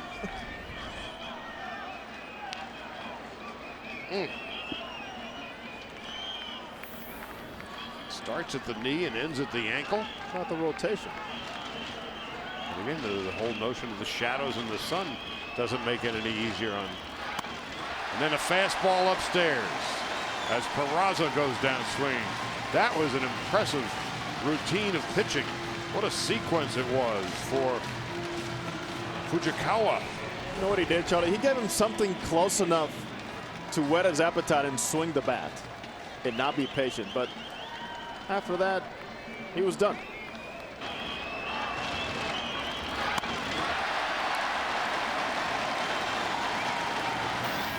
Previous pitch landed at the ankles. That fastball up around the letters. 1 out in the 9th. And a strike to Gurriel. What do we call that? That might be the gyro ball finally making an appearance, and it wasn't from Daisuke. There's no such thing as a gyro ball. It just has a nice ring to it.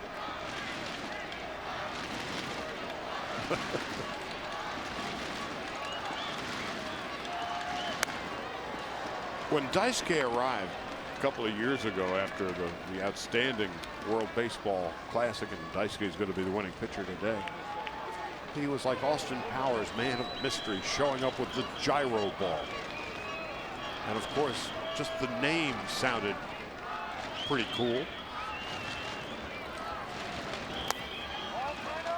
For the Japanese pitchers moving into the United States, it's an adjustment in terms of how many off days they have between starts. And it took Daisuke a while. I mean, he was used to pitching once a week in Japan. Then it came to every 4 days in the United States.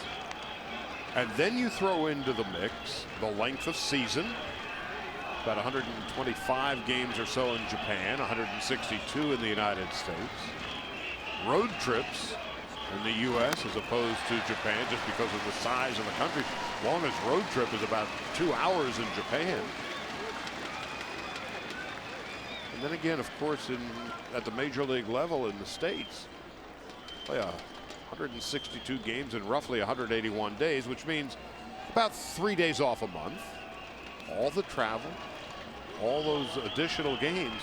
It takes a long time for players from other places with a more limited schedule and easier travel to get adjusted. In fact, who better than Terry Francona to work it in to readjust his rotation when Daisuke's turn came up. His numbers were totally opposite when he had 4 days of rest or 5 days or more of rest. 2-2 to Gurriel. 1 for 3 today. A 6-0 Japanese lead in the bottom of the ninth, and Gurriel is done. 2 out. The Cubans have been struck out 12 times today by the Japanese pitching staff. 4 of them altogether. They came into this game having struck out 14 times in 3 games in Mexico. Boy.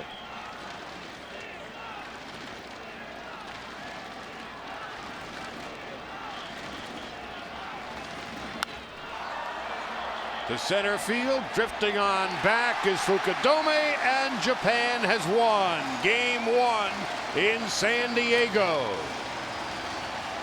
The Japanese pitching was simply too good today. The powerful Cubans shut down and shut out. For Japan, 6 runs, 12 hits, 2 errors. They left 9 men on base. For Cuba, no runs, 8 hits, no errors. They left 6 men on base. Winning pitcher, Daisuke Matsuzaka. 5 hits, 8 strikeouts, 86 pitches in 6 innings of work.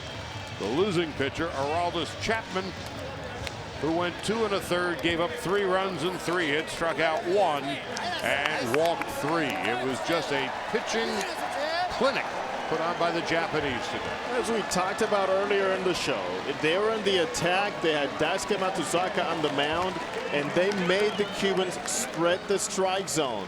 Efficient pitching, excellent coordination with the defense, and a great game called by Kenji Jojima behind the plate. Some timely hitting. Cuba came out smoking defensively. We thought it was going to be a closer game, but once things went wild on the mound, well, the Japanese took advantage of it. Well, let's talk about Matsuzaka first. And, of course, he was the MVP of the World Baseball Classic 3 years ago. An 18-game winner with the Red Sox last year. And this was where, of course, Japan beat Cuba for the championship 3 years ago. And he just picked up where he left off. He exactly picked up where he left off. He loves pitching in this ballpark. I think not only the results talk about the emotion shown by Daisuke Matsuzaka. Great movement. Excellent location. Control pinpoint. Assortment of pitches. In and out. Just pure dominance. Well, that curveball he threw to Yosvani Peraza in the 6th inning that just absolutely froze him. So it was a big day for Japan, and now Cuba in a must-win situation tomorrow, or they will face something they've never done before. Finish out of the money in a World Baseball tournament. 49 international tournaments they've been in since 1939. They have never finished below 3rd place in any of them. Japan making the most of its 12 base hits. Coming up in, well, it's just getting underway now, the Netherlands and the United States, and one of those teams will be done at the day's end. Mexico and Korea coming up at 11 o'clock Eastern time, about 3 1/4 hours from now. And so Japan wins by a score of 6-0. 11 of the 12 base hits were singles.